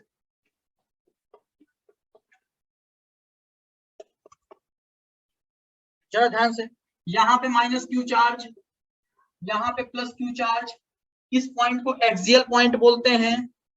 अगर एक्सियल पॉइंट तक की दूरी यहाँ पे x है, तो यहाँ पे एक्सियल पॉइंट P पे जो इलेक्ट्रिक फील्ड होता था कौन बताएगा, शिवेंद्र इलेक्ट्रिक फील्ड बताओ। Sir kp upon x cube. kp upon x cube. x cube. अच्छा Bhanu. Sir 4k/q(a)x by x square minus a square to the power 3/2। और इसी पे अगर हम एजप्शन ले ले x बहुत बड़ा है a से, तो फिर इस तरह से करेंगे। वैसे यहाँ पर होगा 2kp/x3। हाँ 2kp/x, तुम तो पूरा बता दिए। चलो जो बताया है वो भी मैं लिख दे रहा हूँ। ईपी की वैल्यू, ये अजम्पशन लेने के बाद है, अजम्पशन ना लेते हैं तो बताओ भाई दीपक, तुम बताओगे क्या अजम्पशन बिना अजम्पशन लिए? अजम्पशन लिए मतलब नहीं समझ पा रहे हैं चीज। अच्छा चलो शिवेंद्र तुम बताओगे क्या विदाउट अजम्पशन? हाँ sir 2kq(xa) upon x square minus a square का whole square. 2kpx upon x square minus a square हाँ होल 3/2। नहीं सर 3/2 इक्वेटोरियल के लिए होता है, यहाँ पे होल स्क्वायर होता है। स्क्वायर, हाँ स्क्वायर। ए क्या है ये सर दोनों चार्जेस के बीच का डिस्टेंस है। ए है कि 2a है? 2a है, मतलब बीच का मिड पॉइंट का डिस्टेंस है। ये 2a, तो ये इक्वेटोरियल पे होता है। जब यहाँ अजम्पशन ले लेते हैं, अजम्पशन का मतलब सिंपल सा ये है कि ये x की वैल्यू बहुत बड़ी हो गई a से, x की वैल्यू बहुत बड़ी हो गई a से, तो ये a को निग्लेक्ट कर सकते हो। और यहाँ पे x स्क्वायर का स्क्वायर करोगे तो x पावर 4 आएगा, x से x कट जाएगा तो कोई ये रिलेशन चला आएगा, ठीक है। तो उसी को अजम्पशन में बोलते हैं। तो ये एक्सियल का है।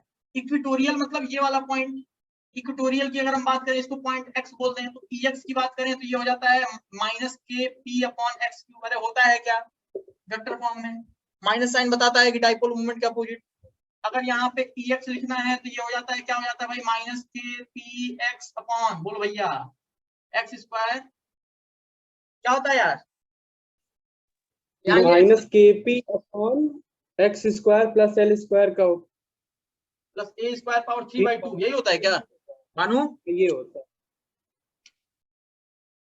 सर दिख नहीं रहा है, बोल दे रहा हूँ, minus kpx square plus a square power 3/2।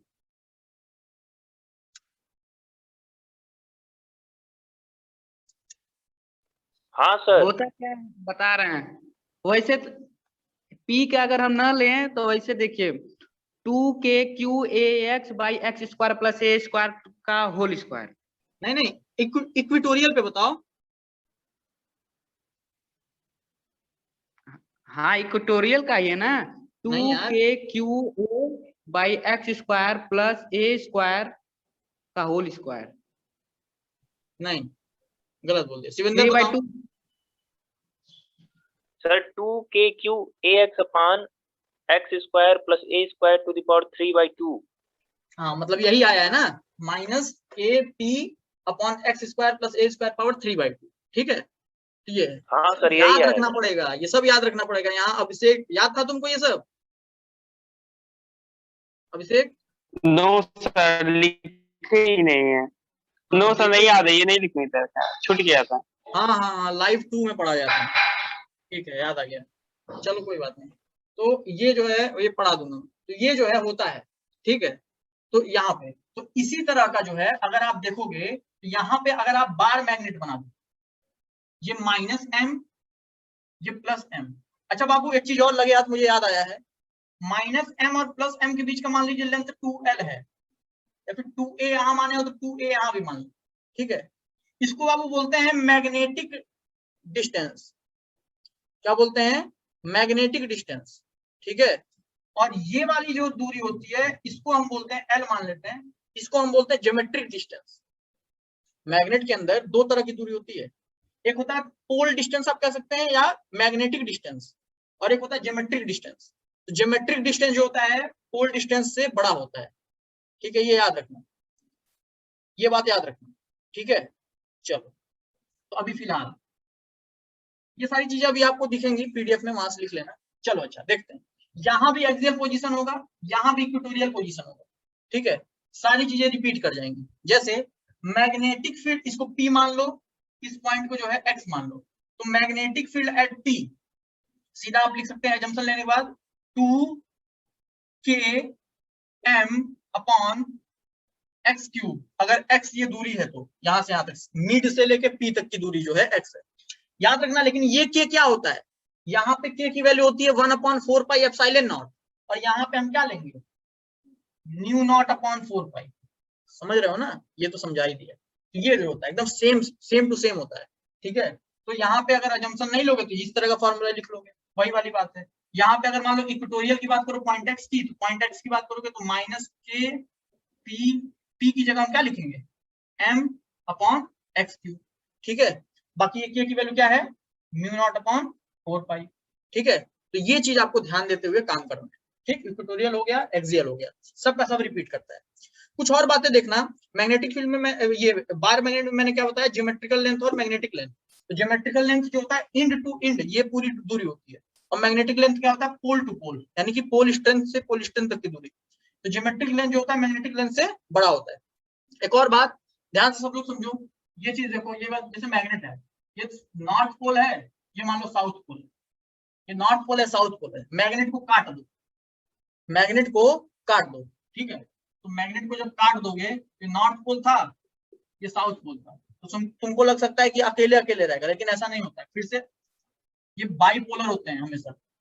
Monopole मतलब आप ये कह सकते हैं कि मैग्नेट्स में कभी भी मोनोपोल एग्जिस्ट नहीं कर सकता, मैग्नेट्स में कभी भी मोनोपोल एग्जिस्ट नहीं कर सकता। मैग्नेट में हमेशा जो होते हैं डाइपोल एग्जिस्ट करते हैं। मैग्नेट जो होते हैं, बार मैग्नेट जो होता है वो हमेशा डाइपोल एग्जिस्ट करता है, मतलब नॉर्थ साउथ हमेशा एग्जिस्ट करेगा। आप कितना भी काट दो, छोटा सा एटम भी काटोगे वहां भी नॉर्थ साउथ दोनों एग्जिस्ट करेगा, ठीक है। तो ये ध्यान देना, ये बात क्लियर हो गई, मतलब ये ऐसा। एक और बात यहाँ पे ध्यान देना, मैं इसको रब कर रहा हूँ, ठीक है, छोटी छोटी बातें थी, ये इंपॉर्टेंट बातें, ठीक है। चलो पहले मैं दिखा दूं ये सब चीजों को, तब आप लोगों को आगे बढ़ाता हूँ। ये देखो टॉर्क दिख रहा है M क्रॉस B, ठीक है। तो ये ध्यान देना, बार मैग्नेट और मैग्नेटिक पोल्स के बारे में डिस्कशन है, तो सारी चीजें मैंने एक्सप्लेन कर दी हैं, ठीक। ये देखो दिख रहा है, एक्सियल पोजीशन पे आया है कि नहीं आया है, एक्सिस पे, ठीक है, एक्सियल पोजीशन पे।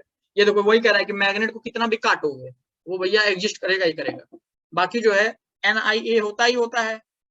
अच्छा दूसरी बात, जैसे देखो F equal to Q into E हमने पढ़ा था, चार्ज को अगर इलेक्ट्रिक फील्ड में रख दे तो F इक्वल टू क्या होता है, Q इंटू ई। उसी तरह यहाँ देखो F equal to M into B, E की जगह B और चार्ज की जगह मैग्नेटिक पोल स्ट्रेंथ।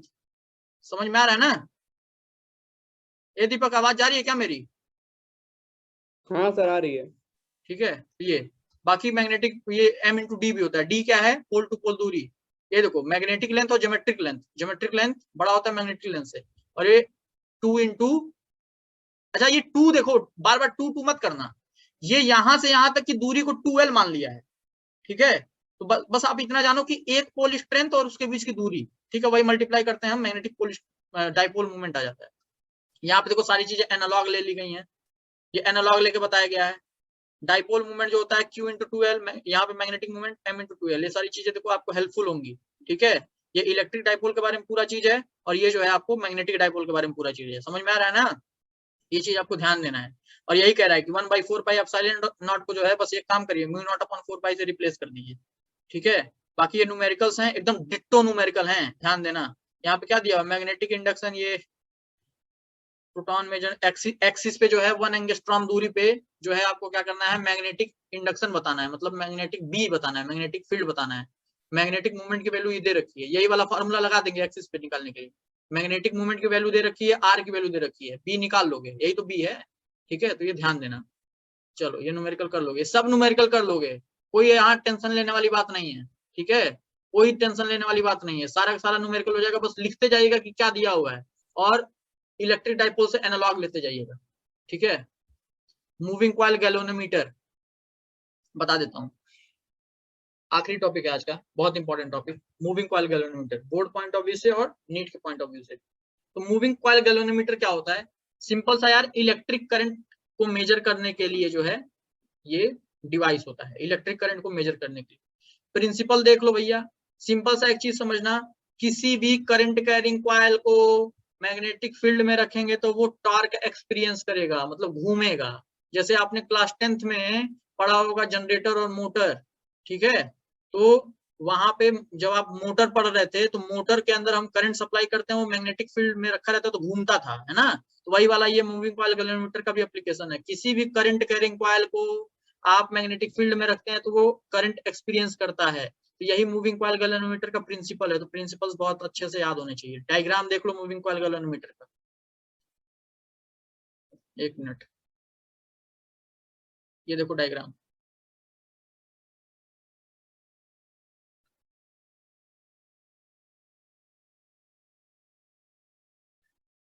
देख लो, ये मूविंग कॉइल गैल्वेनोमीटर है। यहाँ पे देखो, यहाँ पे होता क्या है कि यहाँ पे ये क्वाइलिंग की गई रहती है, ये जो है आयरन कोर होता है सी, यहाँ पे क्वाइलिंग की गई रहती है। ऊपर से देखोगे तो इस तरह से दिखाई देगा, ऊपर से जब देखोगे क्रॉस सेक्शन व्यू तो इस तरह से दिखाई देगा, ये क्वाइलिंग की गई रहती है।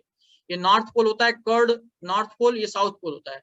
नॉर्थ से साउथ जो है रेडियल मैग्नेटिक फील्ड अप्लाई होता है। देखो यहाँ पे ये रेडियल मैग्नेटिक फील्ड दिख रहा है ना, रेडियल मैग्नेटिक फील्ड इसलिए अप्लाई होता है ताकि जो है स्ट्रेंथ हमारी मैग्नेटिक फील्ड की वो बढ़ जाए। दूसरी बात ये देखो, ये प्लेन है, ये कॉइल का जो क्रॉस सेक्शन है उसका प्लेन है, तो इसका एरिया किधर की तरफ होगा, आपकी तरफ होगा कि नहीं होगा एरिया वेक्टर, अरे भाई एरिया वेक्टर आपकी तरफ होगा ना, एरिया वेक्टर आपकी तरफ होगा, तो मैग्नेटिक फील्ड के परपेंडिकुलर होगा ना एरिया वेक्टर 90 डिग्री पे। एरिया वेक्टर क्या होता है, सरफेस के परपेंडिकुलर, तो ये एरिया वेक्टर तुम्हारी तरफ और मैग्नेटिक फील्ड इस प्लेन के पैरेलल है, दिख रहा है मैग्नेटिक फील्ड। तो ये एरिया वेक्टर और मैग्नेटिक फील्ड के अंदर जो बीच में जो एंगल है वो कितना है, 90 डिग्री, ठीक। अब देखना होता क्या है, जैसे ही हम मैग्नेटिक फील्ड अप्लाई करते हैं, करंट जब करंट जाता है यहाँ पे, मैग्नेटिक फील्ड तो हमेशा परमानेंट अप्लाई होती है, रेडियल फील्ड होती है, ठीक है। जैसे ही करंट इसमें होता है तो ये रोटेट करना शुरू करता है, जिस हिसाब से करंट रहता है। ऊपर से भी देखो, ये फास्फोरस ब्रोंज स्ट्रिप से जो होता है इसको बांधा जाता है, ये मिरर होता है एम, ठीक है, इससे मेजरमेंट होता है। ये नीचे स्प्रिंग लगी रहती है, ठीक है, स्प्रिंग क्या करती है, जैसे ही हम मैग्नेटिक फील्ड वो करंट अप्लाई करते हैं, ये क्या करता है, घूमता है, तो ये स्प्रिंग इसको घूमने से रोकता है, ठीक। तो पहली बात कि मैग्नेटिक फील्ड में ये घूम कैसे रहा है, भाई टॉर्क अप्लाई हो रहा है, तो टॉर्क की वैल्यू कितनी होती है, मान लो n नंबर ऑफ टर्न्स हैं इसके अंदर, बहुत ढेर सारे टर्न्स होते हैं, जैसे यहाँ पे ये दिख रहा है, यही है, ये टर्न्स हैं, ठीक है, बहुत ढेर सारे टर्न्स होते हैं, तो n नंबर ऑफ टर्न्स हैं। तो जो हमको पता है कि भाई टॉर्क क्या होता है, m क्रॉस b, अभी मैंने बताया, जैसे p क्रॉस e होता है उसी तरह से m क्रॉस b।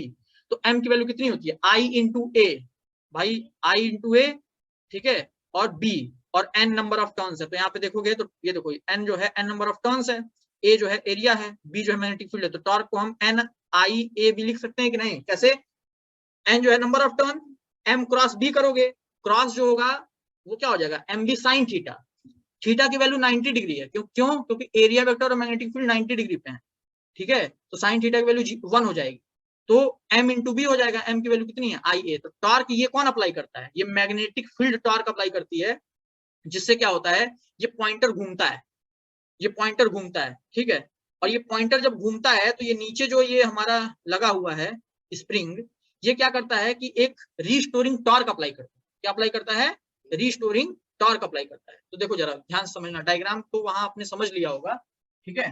अब जरा ध्यान से देखिएगा, तो टॉर्क हमारा कितना अप्लाई हो गया, टॉर्क अप्लाई हो गया NIAB। मैं फिर से बोल दे रहा हूँ कैसे, जैसे देखो N M क्रॉस B होगा, N नंबर ऑफ टर्न्स है, तो यहाँ पे हो जाएगा NMB साइन थीटा, थीटा की वैल्यू कितनी 90 डिग्री, यानी साइन थीटा की वैल्यू कितनी 1, ये हो जाएगा तुम्हारा NMB। N M की वैल्यू I इंटू A और B, ये टॉर्क किसने अप्लाई किया, मैग्नेटिक फील्ड ने, तो जिससे क्या हुआ पॉइंटर घूमना शुरू हुआ, तो पॉइंटर जब घूमना शुरू हुआ तो यहाँ पे नीचे की जो स्प्रिंग लगी हुई थी वो क्या करेगी, रीस्टोरिंग टॉर्क अप्लाई करेगी, तो रीस्टोरिंग टॉर्क जो होगा वो जो होता है सी थीटा से रिप्रेजेंट करते हैं। सी क्या होता है बाबू, सी को हम टॉर्सनल कांस्टेंट कहते हैं, टॉर्सनल कांस्टेंट कहते हैं। थीटा क्या होता है, डिफ्लेक्शन होता है, क्या होता है, डिफ्लेक्शन होता है, सारी चीजें उसमें है। तो सी क्या होता है, वैसे आप एनसीईआरटी में देखोगे इसको के से रिप्रेजेंट किया है और थीटा को फाई से रिप्रेजेंट किया है, तो कोई दिक्कत वाली बात नहीं है, ठीक है। तो सी क्या होता है, टॉर्सनल कांस्टेंट होता है, थीटा क्या होता है, डिफ्लेक्शन होता है। तो ये कौन अप्लाई करता है, रीस्टोरिंग टॉर्क होता है, ये आपको याद रखना है। ये कौन अप्लाई करता है, स्प्रिंग अप्लाई करता है। तो स्प्रिंग बराबर ही करता है तभी तो वो पॉइंटर रुक पाएगा, बस अपोज करने के लिए करता है। तो जब पॉइंटर रुक जाता है तो ये जो टॉर्क होता है ये टॉर्क के बराबर हो जाता है, मतलब NIAB is equal to C theta हो जाता है, ठीक है, सी थीटा हो जाता है। तो यहाँ से जो है हम आप जो चाहोगे वो निकाल सकते हो। जैसे आपको मान लो सी की वैल्यू निकालनी है, ठीक है, आपको मान लो सी की वैल्यू निकालनी है तो आप थीटा को नीचे भेज सकते हो, थीटा की वैल्यू निकालनी है, मतलब यही रिलेशन जो है हमेशा यूज होता है, ठीक। इसी रिलेशन का यूज करके अलग अलग नाम दिए जाते हैं।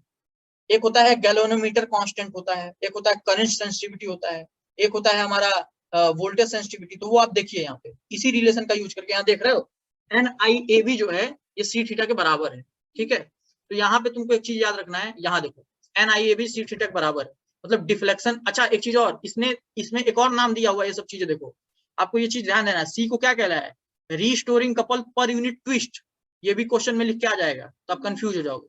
ये पॉइंट्स हैं, ये लिखना है। सी को restoring couple per unit twist भी बोलते हैं, या इसमें देखो टॉर्सनल कांस्टेंट नहीं लिखा है तो मैं बोल दे रहा हूँ लिख लो, सी को हम टॉर्सनल कांस्टेंट भी बोलते हैं, torsional constant, TORSIONAL, torsional constant. और थीटा को डिफ्लेक्शन भी बोलते हैं थीटा को डिफ्लेक्शन भी बोलते हैं, ठीक है। तो सी थीटा जो होता है वो कपल होता है, ठीक, couple for this twist, couple मतलब टॉर्क, सिंपल सा बात है, ठीक है। तो NIAB जो होता है सी थीटा के बराबर। आई की वैल्यू कितनी हो गई भाई, आई की वैल्यू कितनी हो गई, ये NAB को नीचे भेज दिया ना, NAB को नीचे भेज दिया। तो ये क्वांटिटी देखो C अपॉन NAB दिख रहा है, इसको बोलते हैं बाबू गैल्वेनोमीटर कांस्टेंट। बहुत इंपॉर्टेंट पॉइंट, गैल्वेनोमीटर कांस्टेंट आ जाएगा तो ये नहीं पता रहेगा तो नहीं कर पाओगे। सी मतलब टॉर्सनल कांस्टेंट दिया रहेगा क्वेश्चन में, स्प्रिंग का होता है torsional constant. N number of turns, A area of the coil, ये जो कॉइल का एरिया होगा क्रॉस सेक्शन वही A है, और B क्या है, मैग्नेटिक फील्ड, ये जो अप्लाई हो रही है। तो C अपॉन NAB क्या है, टॉर्सनल कांस्टेंट, ठीक है, ध्यान देना। तो यहाँ से ये पता चल रहा है, क्या पता चल रहा है, यहाँ से पता चल रहा है कि I क्या है, डायरेक्टली प्रोपोर्शनल है थीटा के, यानी कि deflection produced in the galvanometer is directly proportional to current flowing through it. और ऑब्वियस सी बात है, जितना ज्यादा करंट उतना ज्यादा डिफ्लेक्शन, है ना। तो करंट जो होता है ये होता है डायरेक्टली प्रोपोर्शनल होता है डिफ्लेक्शन के, ठीक है, डिफ्लेक्शन है। एक और बात याद रखना बाबू, यहाँ से हमने करंट निकाला है, ठीक है। एक चीज समझो, एक टर्म होता है current sensitivity of galvanometer, board point of view से इंपॉर्टेंट है, नीट के लिए भी।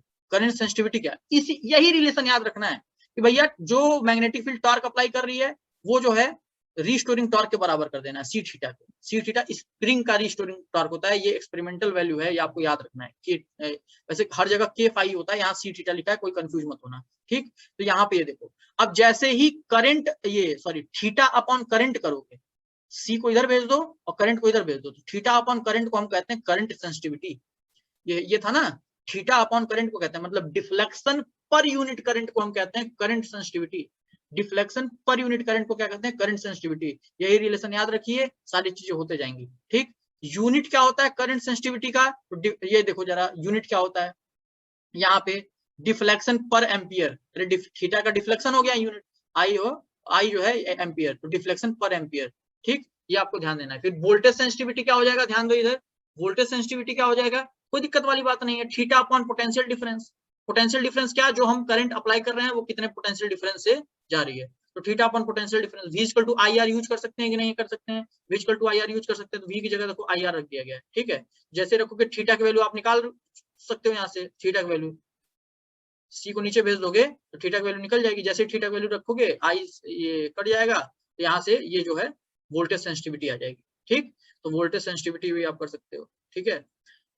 वही वाली बात है कि सेंसिटिविटी को हम बढ़ा कैसे सकते हैं, ठीक है, सेंसिटिविटी ऑफ गैल्वेनोमीटर को बढ़ा कैसे सकते हैं। तो ऑब्वियसली सेंसिटिविटी ऑफ गैल्वेनोमीटर को हम नंबर ऑफ टर्न बढ़ा दे तो बढ़ जाएगा, नंबर ऑफ टर्न बढ़ेगा उतना ही ज्यादा डिफ्लेक्शन होगा, ठीक है, क्योंकि टॉर्क जो है देखो नंबर ऑफ टर्न पे डिपेंड कर रहा है ना, तो नंबर ऑफ टर्न बढ़ेगा, टॉर्क बढ़ेगा तो मतलब डिफ्लेक्शन होगा। बी जितनी ज्यादा मैग्नेटिक फील्ड उतना ज्यादा डिफ्लेक्शन, ठीक है, और करंट आई जितना ज्यादा करंट उतना ज्यादा डिफ्लेक्शन। तो वही वाली बात है, ये सारी चीजें एन लार्ज कर दें, एरिया लार्ज कर दें, बी लार्ज कर दें, वैल्यू ऑफ आई लार्ज कर दें, ठीक है, सी स्मॉल कर दें, सी स्मॉल कर दें तो डिफ्लेक्शन कम हो जाएगा, ऑब्वियसली इनवर्स रिलेशन, ये सारी बातें हैं। ये जो है आपको न्यूमेरिकल्स हैं, ये चीजें आप करने की कोशिश करिएगा, ठीक है। सिंपल फार्मूले पे न्यूमेरिकल हैं, सारी चीजें लिखना। अच्छा जैसे ये 18 डिग्री दिया हुआ है ना, तो डिग्री को डिग्री में ही रहने देना, कोई दिक्कत वाली बात नहीं है, ठीक है। तो बाकी ये नहीं होगा तो कल मैं बता दूंगा, ठीक है। और मिलते हैं कल, आज के लिए इतना ही, सारे न्यूमेरिकल करिएगा। और जैसे ये देखो ये कुछ यहाँ तो गैल्वेनोमीटर का है, सारे फार्मूला बेस्ड क्वेश्चन है, कोई एक अक्षर भी एक्स्ट्रा नहीं आपको जानना है, केवल फार्मूला बेस्ड क्वेश्चन है। चीजें लिखो क्या दी हुई है, फार्मूला लिखो, सारा पुट करो आंसर, ठीक है, यही वाला कॉन्सेप्ट होता है। अब जैसे देखो ये देखो बार मैग्नेट दिया हुआ है जिसका मैग्नेटिक मूवमेंट दिया हुआ है इतना, और पोल का दूरी इतना दिया हुआ है, पोल स्ट्रेंथ निकालना है, कोई दिक्कत नहीं है। m इज इक्वल टू क्या होता है, स्मॉल m इंटू दूरी, तो दूरी दे दिया है, स्मॉल m निकालना है, कैपिटल M दिया हुआ है, कर लोगे। सिंपल फार्मूला बेस्ड क्वेश्चंस हैं ये सब, जितने भी बार मैग्नेट से रिलेटेड इसमें क्वेश्चन दिखेंगे सब के सब आप इलेक्ट्रिक डाइपोल के एनालॉग लेते जाइएगा, सारे क्वेश्चन हो जाएंगे, कोई दिक्कत वाली बात नहीं है, ठीक है। ये सब के सब क्वेश्चन हो जाएंगे, समझ रहे हो, तो करने की कोशिश करना। बाकी हम मिलेंगे कल। कल के क्लास में जो है मैं बता दूं, कल के क्लास में जो हमको पढ़ना है वो अर्थ मैग्नेटिज्म के बारे में पढ़ना है, ठीक है, कुछ सब्सटेंसेस के बारे में पढ़ना है, लाइक फेरोमैग्नेटिक, डायमैग्नेटिक, पैरामैग्नेटिक, ये सारी चीजें आपको केमिस्ट्री में भी पढ़ाया जाता है। सिलेबस से कहने के लिए इस बार हटा दिया गया, लेकिन मैं पढ़ाऊंगा, ठीक है। और भी चीजें हैं, एक दो बातें और हैं, वो हमको कल के क्लास में सीखना है अर्थ मैग्नेटिज्म के अलावा, ठीक है। तो फिर मिलेंगे कल, कल हो जाएगा मैग्नेटिज्म खत्म, सारे क्वेश्चन, सारे न्यूमेरिकल, सारे नोट्स कंप्लीट कर लीजिए, उसके बाद हम EMI शुरू करेंगे, इलेक्ट्रोमैग्नेटिक इंडक्शन, ठीक। Thank you so much, PDF में सेंड कर देता हूँ। चलिए कल सुबह में या शाम को? हाँ भाई, क्लास कब होगी, सुबह में या शाम को? जैसे सुबह में मेरी क्लास रहती है, तो अभी मैं बंद कर रहा हूँ, कल के क्लास में आगे बढ़ते हैं।